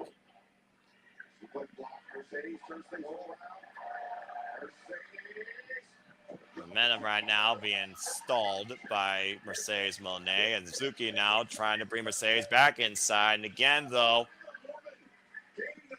Hazuki trying to keep Mercedes Moné close to her. Looking up at the head. Hoists up again. Possibly brainbuster. Mercedes Moné, though, trying to hook up Hazuki. In position.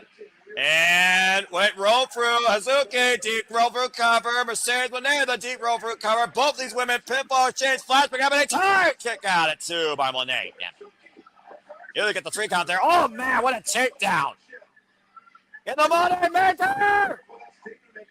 Or Statement Maker, excuse me, again, Hazuki, nowhere to go.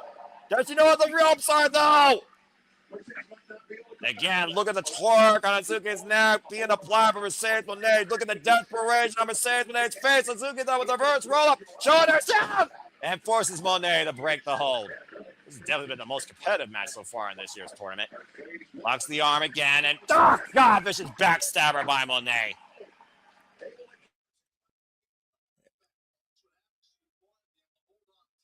The fact of the matter, Mercedes Mone was torquing so hard on that hold, she almost got her own shoulders pinned down.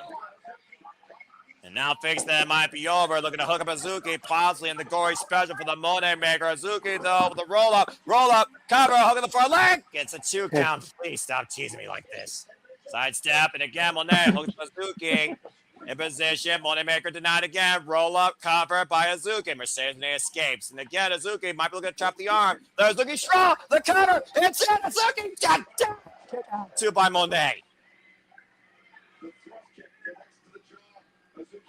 Incredible awareness with these flash pin attempts and escapes by both these incredible athletes. They're really going. They're giving them the time. I like this.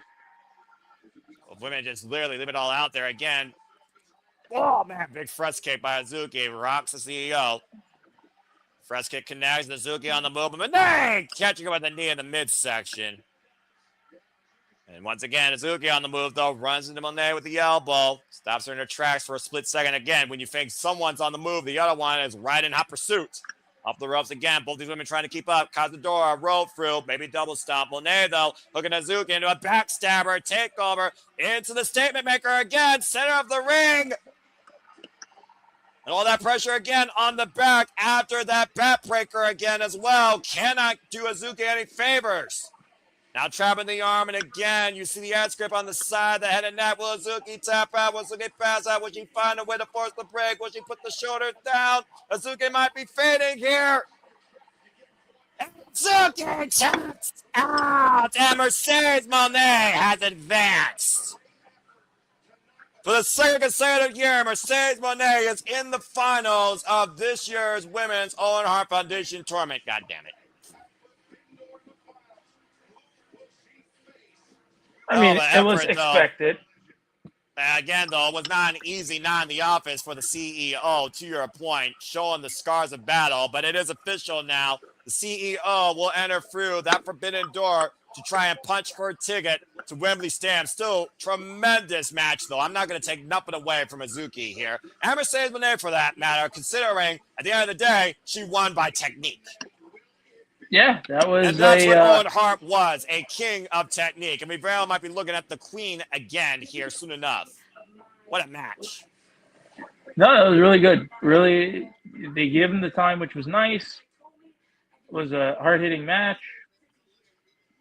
No bad. And of course, Nick bad. will find out this Saturday who awaits Mercedes Mone at Forbidden Door. It will either be Athena, who got knocked out by the CEO in the quarterfinals, or Athena's greatest student and probably her most dangerous competitor she could be in the ring with, the It Girl, Maya World, who is fighting far more than just for a title.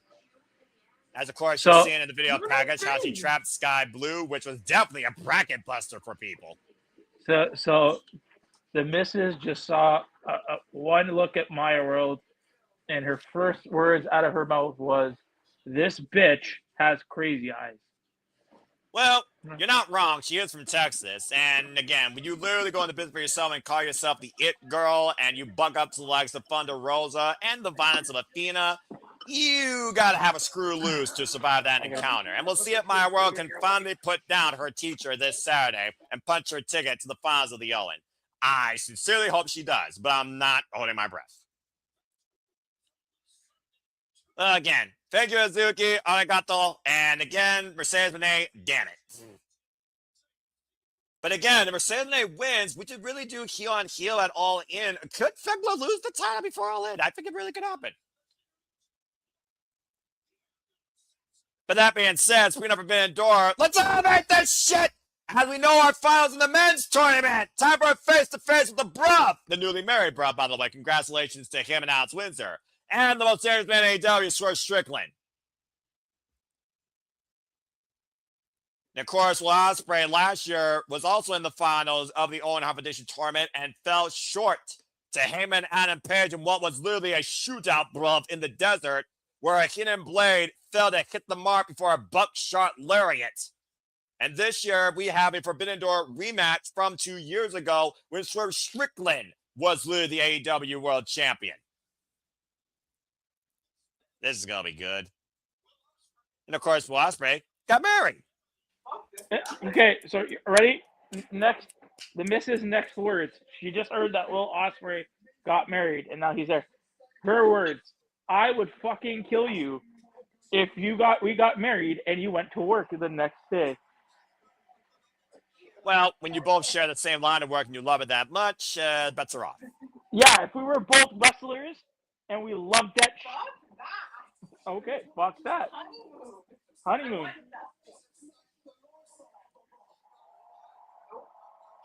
What did he just say?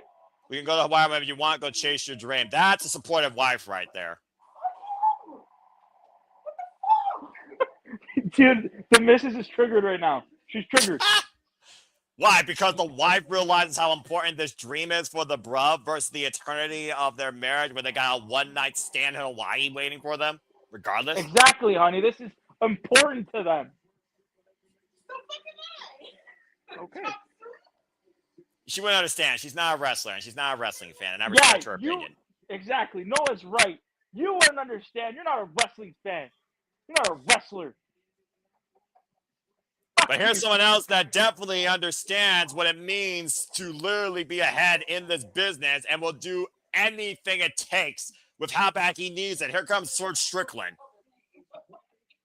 After overcoming both Bandito and Brody King on his road to the finals, while Will Ospreay overcame Samoa Joe and Dongsula Mark Davis and pretty much the entire Don Callis family in the process. Honey, do you swerve while you drive? No.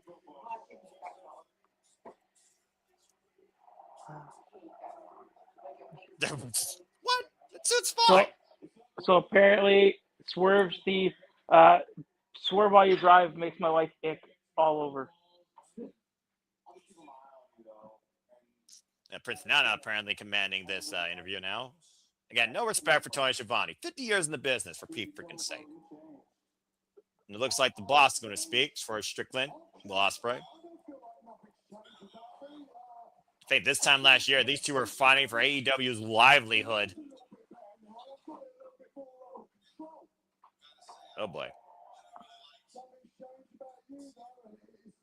Oh.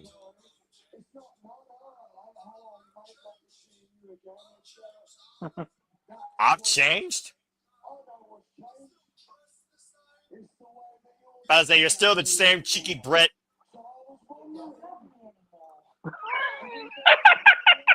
My wife just turned around. No, the missus just turned around. She said, "You don't love me anymore." Why you gotta be like? You'll prove it to her next commercial break. That Noah's gonna have a talking to you next commercial break. I don't need a. I'm not. Look, I'm not tripping with her. I'm not a counselor. Nope. I have nothing to do with this. I have nothing to do with this, man. I'm just the monitor. You fucking triggered Noah. She didn't trigger me. The only one that triggers me is JJ. And 9 times out of 10, unless it's booking, I kick his ass. Verbally. No more love for you, bro, but facts are facts. And you also still support University. That's fake and that's dead.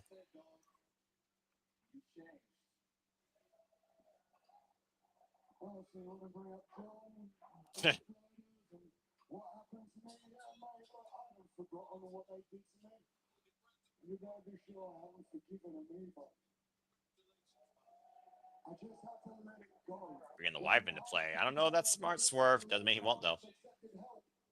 Change. No, both matches changed, honestly.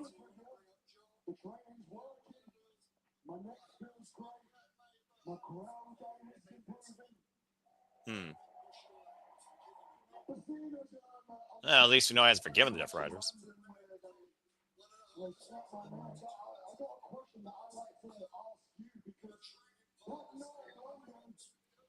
What unique training partners to have, and Jon Moxley of all people. He's got a submission hold now.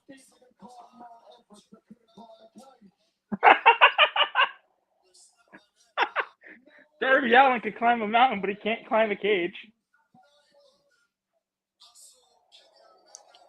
Woo, woo, woo.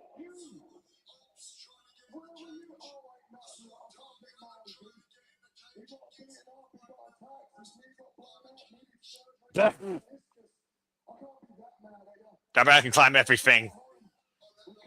Is the gate closed? Who was backstage? Oh, yeah. Woo. You.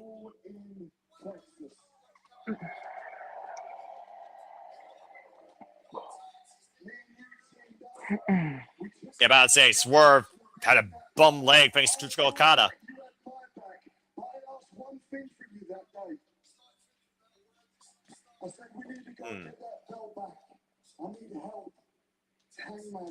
It was all in Texas.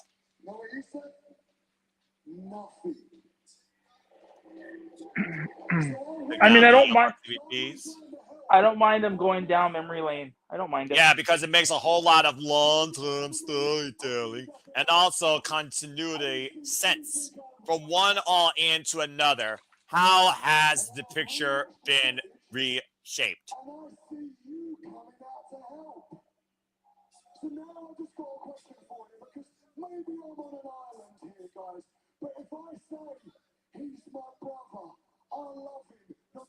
Yeah, that's right. Clark's nearly stumped in your neck in a chair.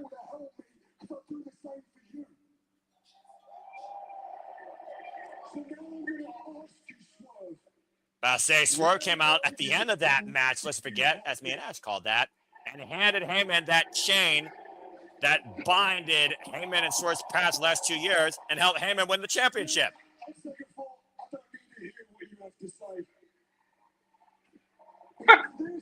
Remember, a brick wall to help him.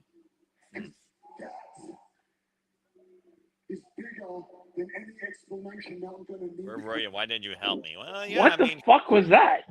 Well, I don't think Ospreay wants to hear anything Swerve has to say. Wow. No, you gotta hear it. You gotta hear these comments.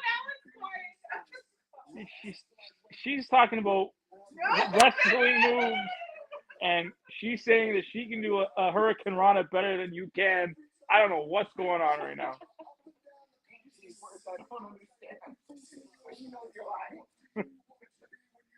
How bad does Ospreay want to achieve the dream?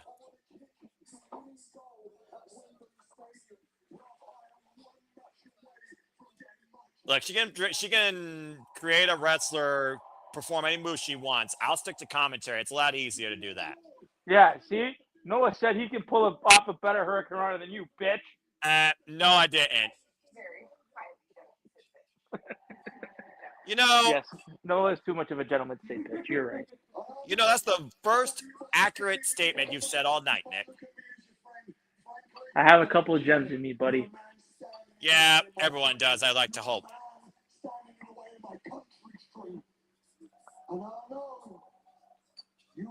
Semifinals of Ospreay's World Cup. How fitting as we have World Cup season. Hesitate to end you, bruv.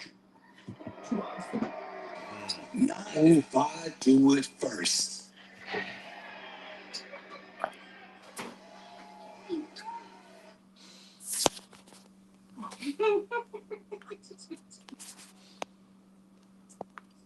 Wasn't my time. Oh boy. Who's gonna end whose dream first?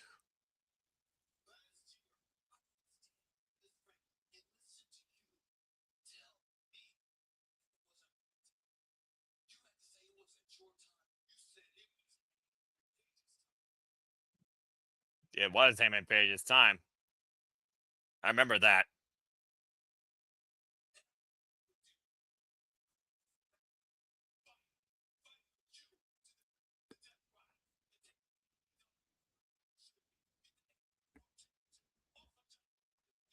boy.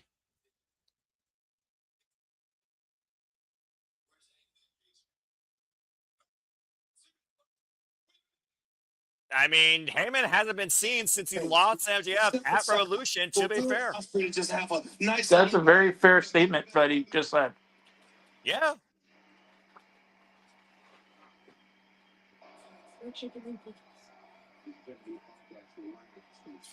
Oof.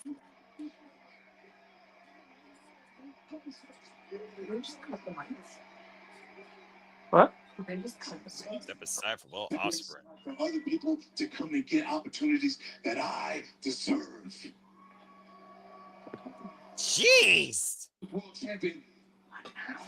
I'm glad that broadcast was able to pick that up before that got heard. Sounds like you really feel Swerve without, demonetizing AEW. No. I'm not letting it happen. For anybody. Not even you, Will. I made a career after throwing Molotov cocktails in the system, destructing plans. It's what I do. It's what I'm good at. That's who I am, and that's who you are. And you respect the hell out of that. Speaking of Both of these men have such a strong case of why they should fucking be the AEW World Champion. It's ridiculous. The conversation of what pro wrestling is now and what it's going to be. We're going to do it again at Forbidden Door. Whether we are opponents or we are partners, that's what we do. We raise the bar.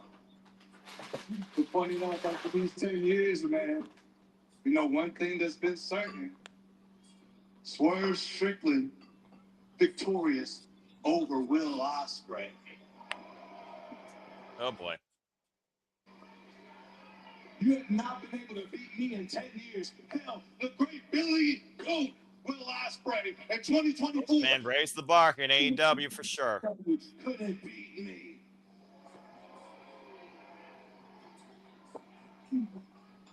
So when I go over you, it's true though. He's not wrong. Again, like I said, Forbidden Door 2024, Swerve defended the World Championship session against Will Ospreay. Took 27 damn minutes, but still. No, not wrong.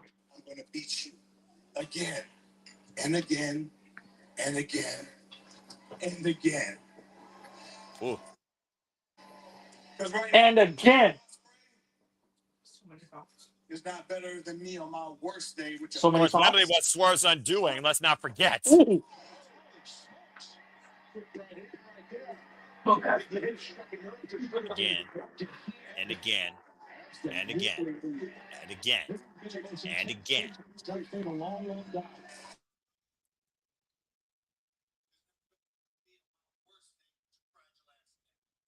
Oh boy. Oh, what a stiff right!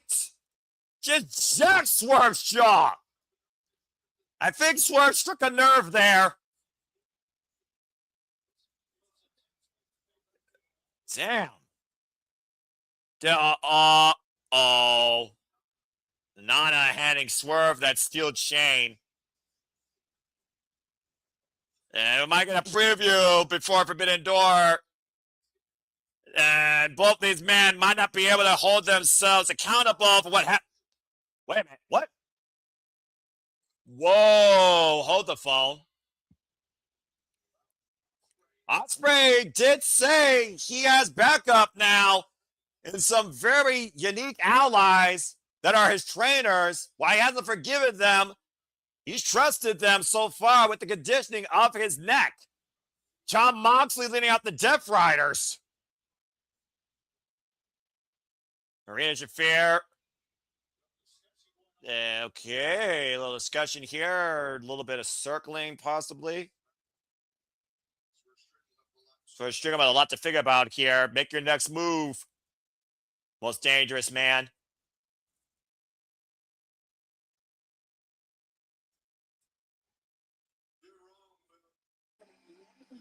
Very solid promo. That was really good.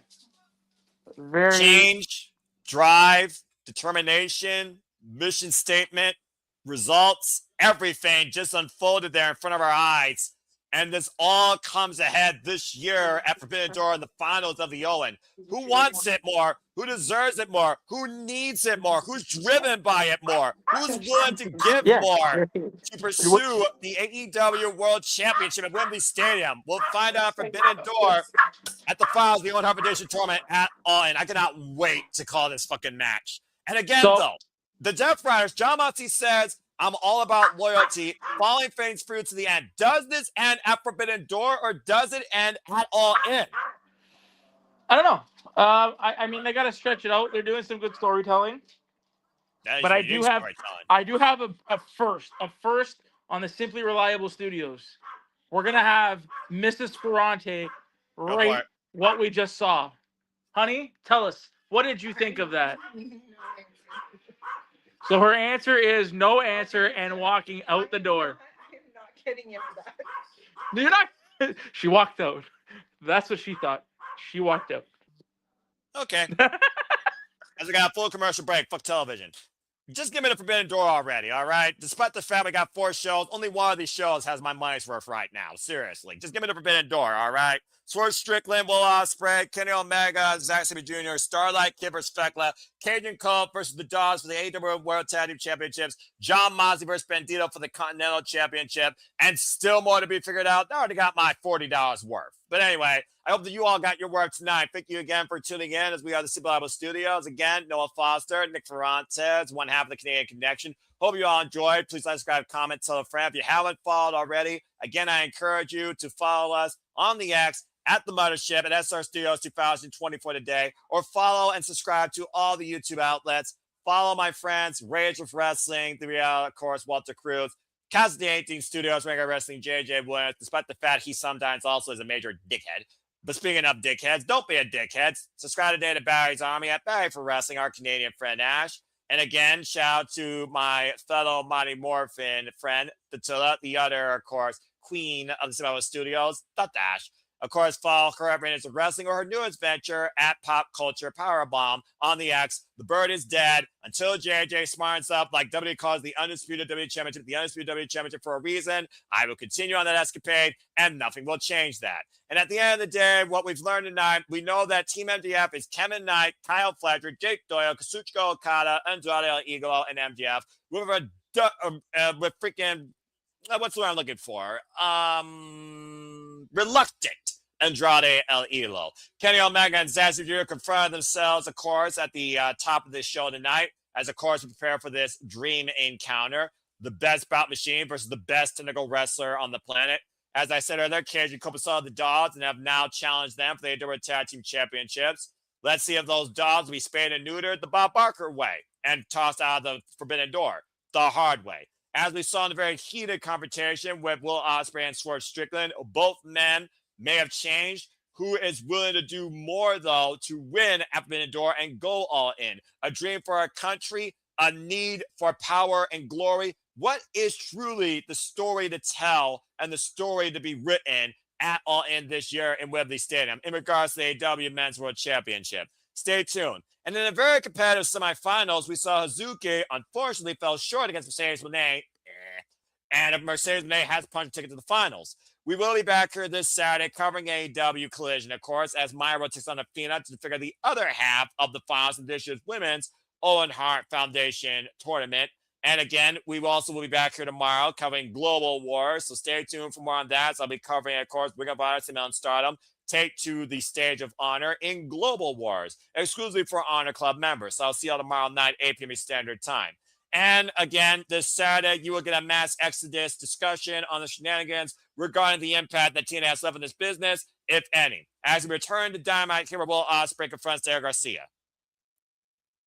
Whoa. Absolutely nothing else. You are this close.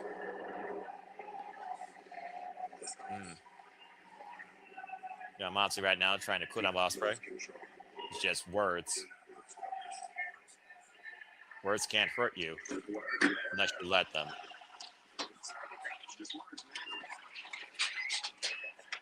They use words and they have absolutely nothing else. Up and down the street. John Moxley. Jon Moxley speaking facts. I mean, yeah, he wasn't wrong. Again, if Ospreay loses control, then Ospreay's already lost. Again, all we got tonight was words.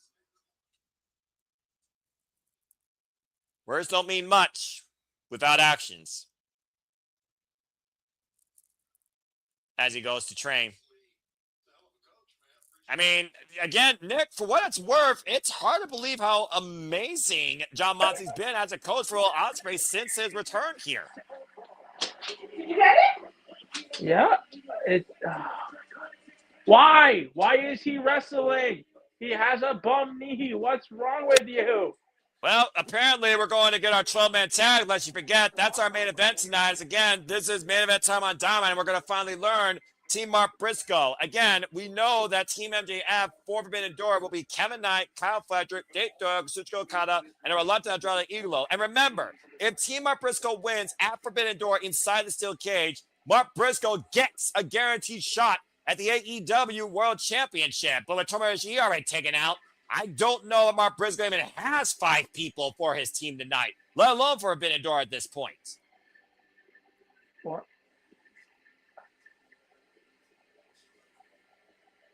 Freaking Don Callis family, good Lord almighty. I tolerate all of you, including you, bruv.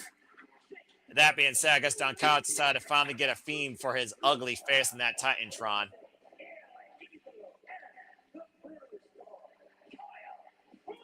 Trying to escort the troops out here, I'm guessing. Where are they? Oh, there they are. Don Callis is probably giving him a pep talk. Again, Andrade Idolo, the most reluctant man here. Jake Doyle, Kazuchika Okada, Kyle Fletcher, and Kevin Knight assembled with Don Callis. And there's Andrade Idolo. Andrade, by the way, who just lost his Global Heavyweight Championship at Dominion against Shota Umino in that triple threat match.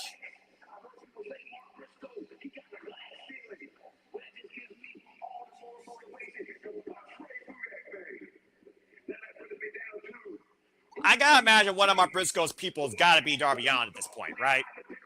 Oh. Speaking of which. Got Orange Cassidy, got Roderick Strong, got Kyle O'Reilly. Oh, is it who I think it's going to be?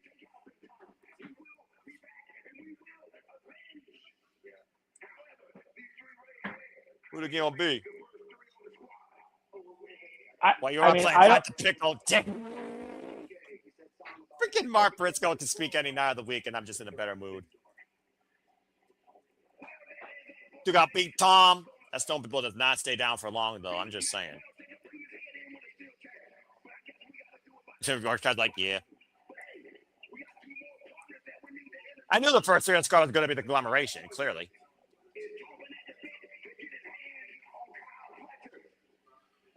If I gets disqualified, they're out Forbidden Door.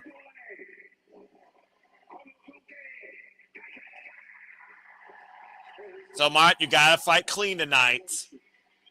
Play by the rules.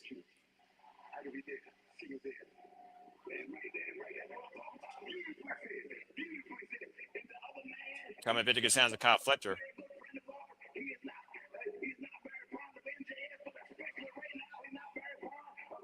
Kanoska Ketchka!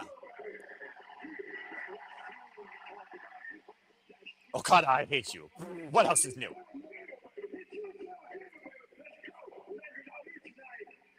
And the other man?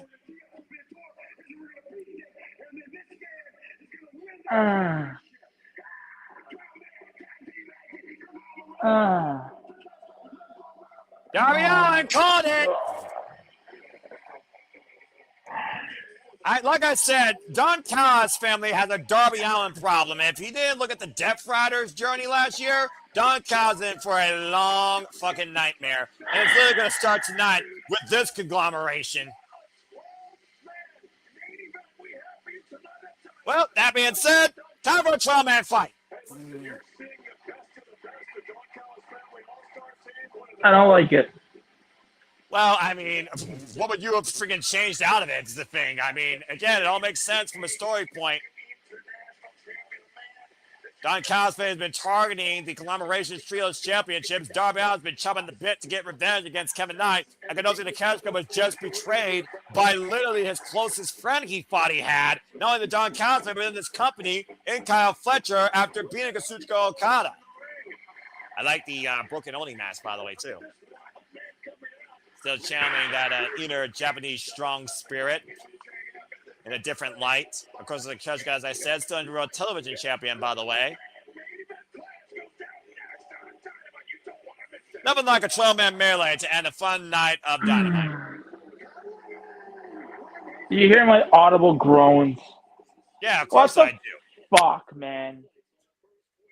Well, go ahead, speak your mind, because in a moment, these 12 men are about to collide. I don't like it. I don't like. Why are we?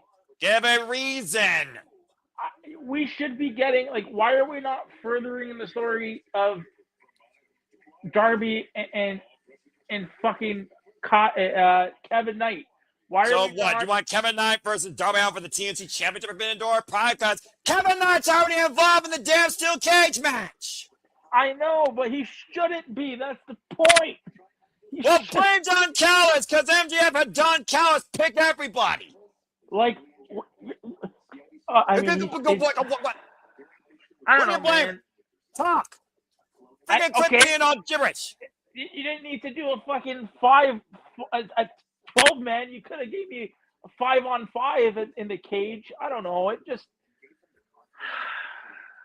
It bothers your brain. You're fickle. You're overwhelmed.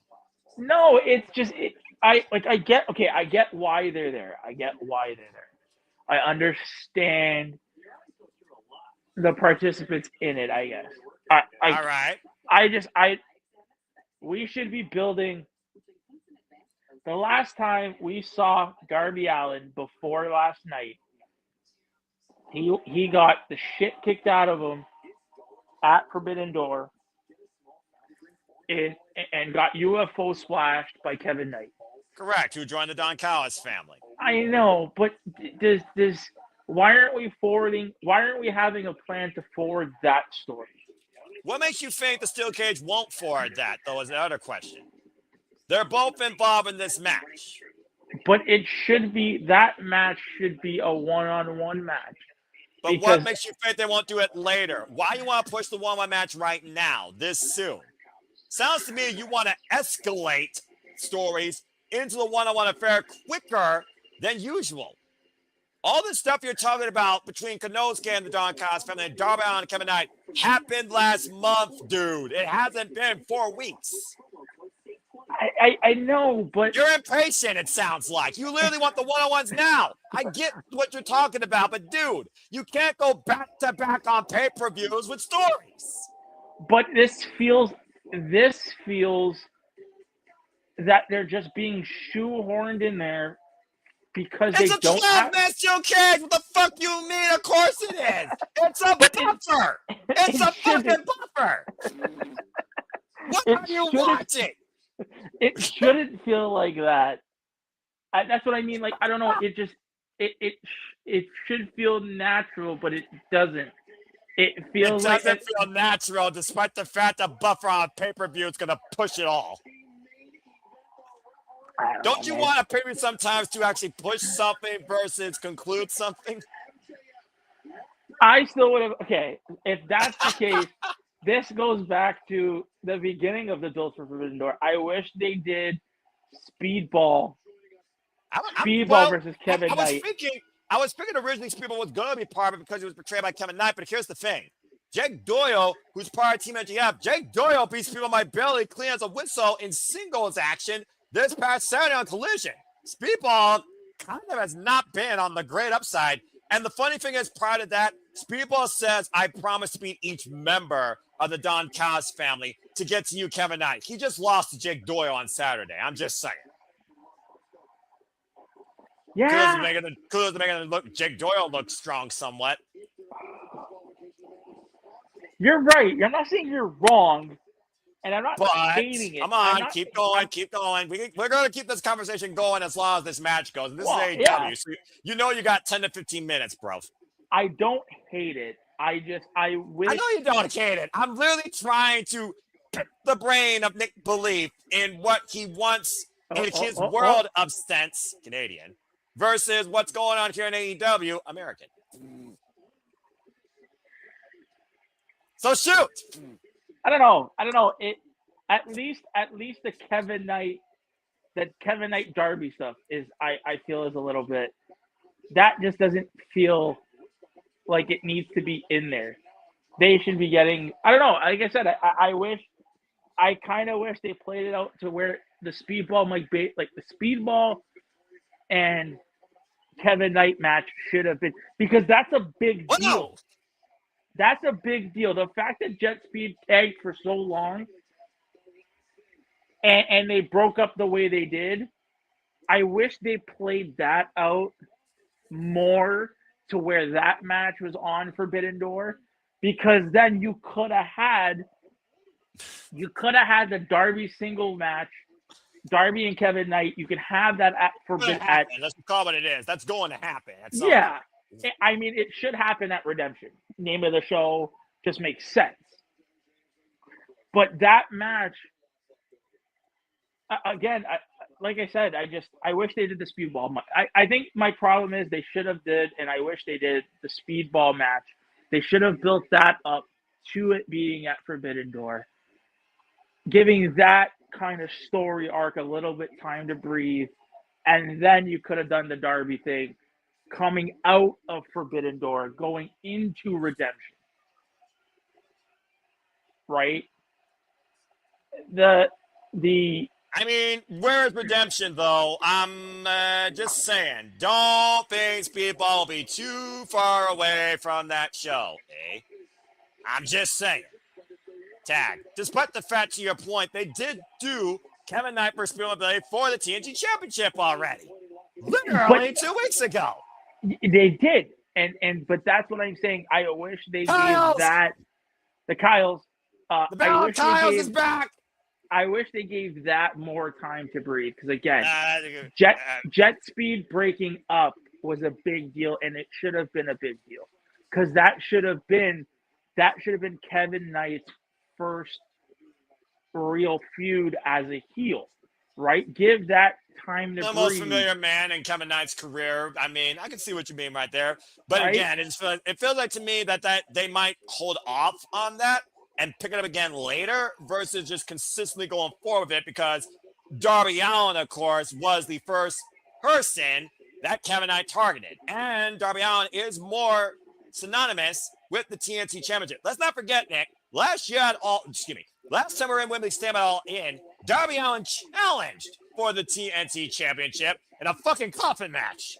You're right, and Darby has said that he never, in interviews, he always said he never wanted the World Championship. He wanted to elevate the TNT title. He's always said that. Right. Which is why I'm saying, like, I guess I wish that again, you gave the Speedball story arc time to breathe, because they tagged for so long. You kind of rushed it, right? I might try and rush the result here with the ankle lock here, and it's all breaking down. There it goes. Anyway, continue your thoughts. It's Bryce also control. So that's all. I think that's my problem with it. I think that's why I feel like this is at least the Darby and Kevin Knight stuff is shoehorned in. So you're saying if Speedball Mike Billy was in here instead versus blank, it would be a more comfortable sense to you? I would have said. Okay, you know what? I would have replaced Kevin Knight. I would have replaced Kevin Knight with Mark Davis. That's what I would have done. And then I would have put Stop it! Go ahead, love. I can know get wiping out the Don Callis family. But I mean, they're doing the Bandito. Sorry. Yeah, I would have done. I know, right? I would have put Mark Briscoe, not Mark Davis, in that spot. Well, Mark Davis had the AEW National Championship, and we all know Don Callis. He's not going to play fair, and it's a steel cage where they don't use the pity effort of escape. They literally use you got to win inside the ring, where the rest of the Don Callis family is likely going to get involved. Let's be honest here, Nick. Yeah. MJF's going to stop at nothing to make sure that Mark Briscoe does not get a chance to challenge this title. Again, the only way Mark Briscoe will challenge MJF is if his team wins. And Kevin Knight and Kyle Fletcher right now bucking up at each other. Let's not forget about Kevin Knight when he was out of the Don Callis family, how much Kyle Fletcher thought about that, considering Kyle Fletcher was the former TNT champion. So I don't think Andrade is the only problem right now that Don Callis has to deal with right now when it comes to inner family turmoil. So especially the fact Mark Davis instead of Kevin Knight in this match would have been so much better because you have the tag team of Doyle and Davis and Doyle reuniting for one night. Or Kyle Fletcher for that matter and Mark Davis. Aussie Open. Exactly, Aussie Open. And then you could have replaced, who you could have replaced? And I mean, I don't know what his status is. We'd have to find out. But then you replace, on the other side, you replace Darby Allin with fucking Mystico. Like, what's Mystico? That's an interesting choice. What's Mystico doing at Forbidden Door, right?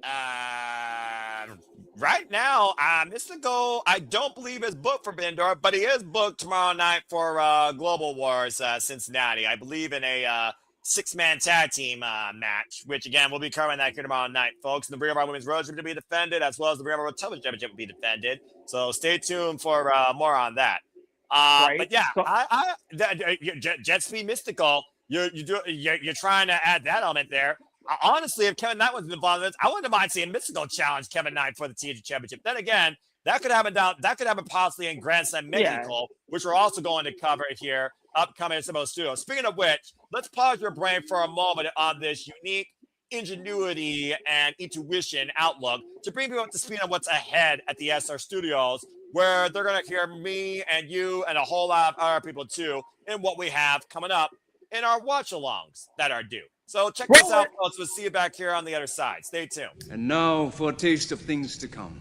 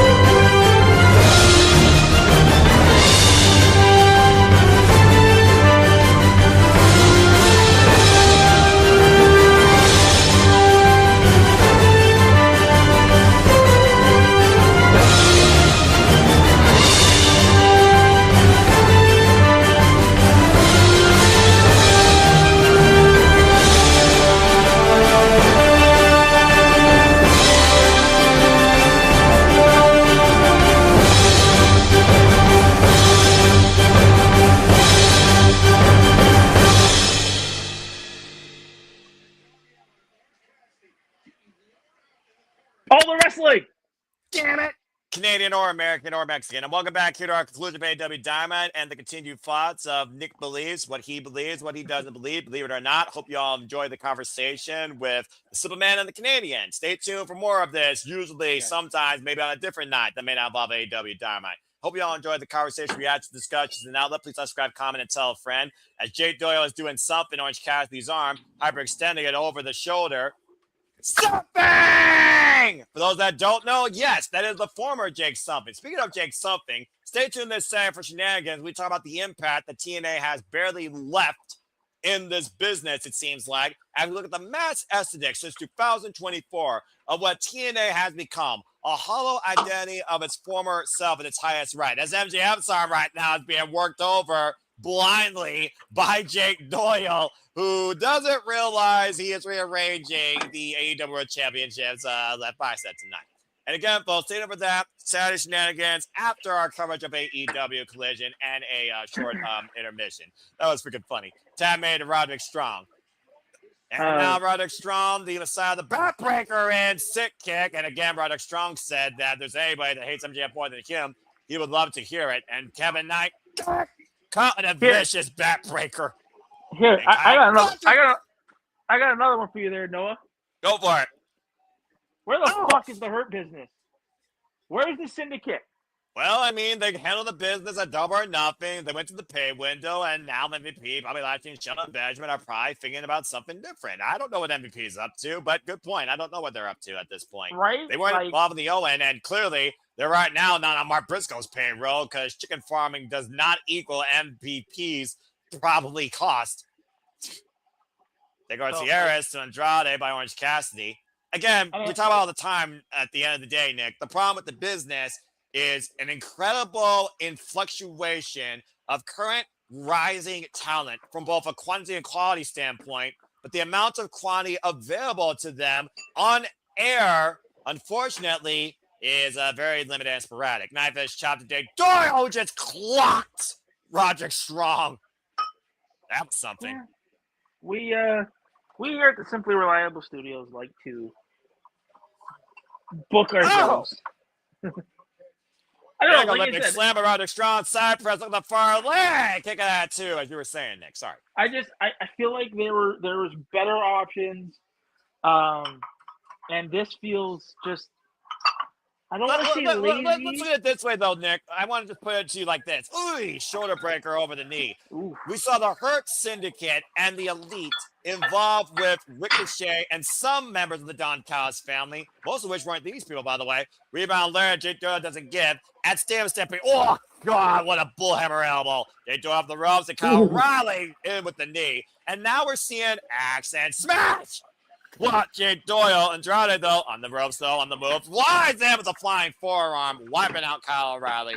Now we're seeing a steel cage match with 12 people. Yes, there's Don Callis, family member elements involved, but there's a different story involved at the forefront. Mark Briscoe and MJF, and it's involving a completely different type of Jesus Christ, that spinning back elbow strike. Dude, when he does that elbow, it looks good. I'm like, ooh. It's lethal is what it looks like here. So is that Chanel DT, but Okada hooking up Orange Cassidy and tombstone pile driver. And now Kanosuke squaring up Okada. Whoop, wait for world class. Right, not the Rainmaker. Again, I can see these two fight every day of the week. Oh crap, Pro Okada. Now Kyle Fletcher holding Kanosuke, too many Ks. Bang, what a knee. Kyle Fletcher from behind. Having half suplex. Running in with a flying kick. The bottom line is that we got two different involved, individually numbered gimmick matches at two AEW periods back-to-back. Oh, God. And the elements aren't the same on both sides, and that's a different dynamic. And I think, again, the Hurt Single was bomb stands that feed. Now we got different people. Rebound. Blue Thunder Bomb. And everybody down. Hey, Noah, how many matches is the Blue Thunder Bomb won?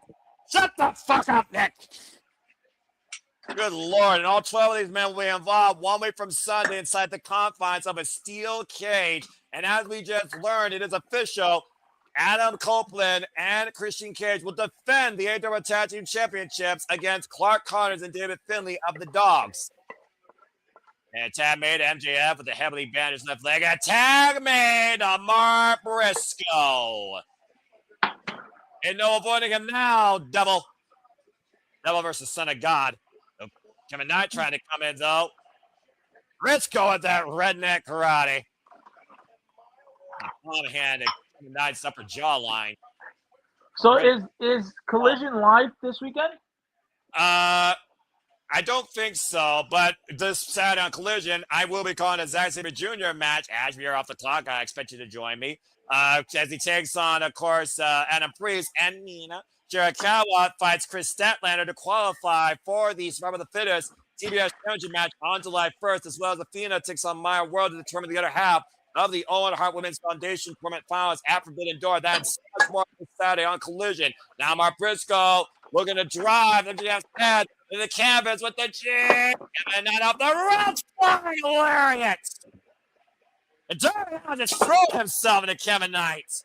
Again, Darby Allin's probably the one guy you never want to get on the bad side of, considering what he's willing to go to get revenge against you. As he's literally chasing Kevin Knight out of the building into the Texas outside airways. That jet's looking for takeoff as far as possible from Darby Allin. Yeah, he's like later. What are they doing? He's literally crawling for his life. He's scared to death. Ooh. And now Darby Allin choking out Kevin Knight on the entranceway. Jay Doyle, though, coming to the air, the TNT champion. Why does Darby have to take such risque bumps sometimes? Like, I love him. In the moment. I love him. Right now, Jay Doyle having Darby Allin in the grips of that chokehold and Kevin Knight teeing off against Darby. And what is Kevin Knight and Jake Doyle thinking here? Look at this end, Darby. Oh, man! Flying face first, ringing off the ring post. That might literally take Darby Allin a commission for the rest of the night. And meanwhile, the two leader men inside the ring, MJF and Mark Briscoe looking for the heat seeker. And again, that knee to your point, I got tweaked there. Get to the midsection. Mark Briscoe hooking up MJF for the chain driller. And the cover, and Don Callis' bald ass is distracting freaking Bryce Rensburg. Had a damn 5 count. Wasn't able to counter the Don Callis' interference. MJF is literally down and out here at this point. And everyone's fighting on the outside right now. MJF hasn't moved. Roderick Strong trying to get on the apron. Kyle Fletcher, though. Oh, man. Takes out the base from our Briscoe. Blind tap by Roderick Strong. Kamiguri connects against the Proto Star. Roderick Strong tapped in now. Legal with MJF. Looking for head of heartache. Arm ringer, though, by the Devil. Now looking for the Fedora. So that's it. That's it. Immediate tap out. Wrenching back as hard as he can on Roderick Strong's arm. Yes, he really wrenches that back. The problem is, again, Don Callis always has a plan. With MJF also calling the plays here, this is a very dangerous team that Mark Briscoe has to contend with. They may not make it to Forbidden Door at this point. And right now, the fight continues to break out here outside the ring. It looks like the Don Callis family has the advantage. Don Callis all smiles like a Cheshire cat.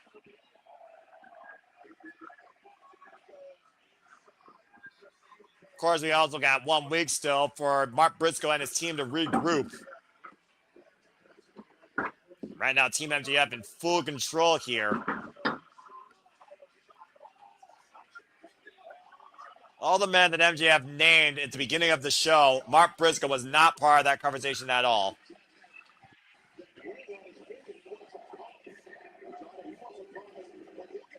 Of course, anything goes inside still gets, as I said, and we don't take the pussy way out. Escape means nothing.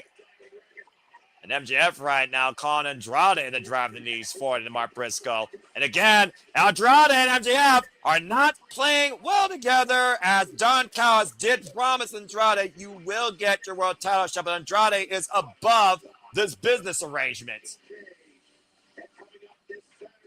And of course, MJF already made a deal with the Jet, Kevin Knight, where Team MJF wins, Kevin Knight will get a shot at the AEW title. Oh, man, and Brady Mark Briscoe with the 100K Dynamite Diamond Ring.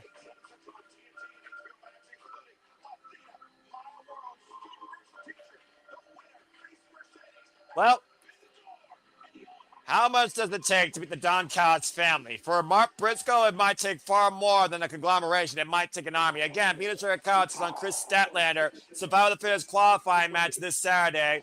Y'all want Mina? I say Stats where it's at on Saturday night. We'll see who punches their ticket closer towards the TBS Championship. And Athena, Maya will determine the other half of our finals of this year's Women's Own Edition Tournament. Who has the CEO of Forbidden Door? That and so much more here at some of the studios in store.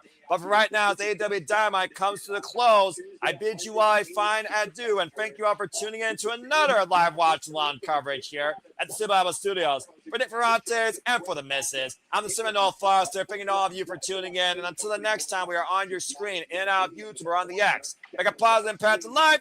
Have a good night. And this has once again been another edition of AEW Dynamite. Have a good one, folks. Noah, cut the feed! Cut the feed!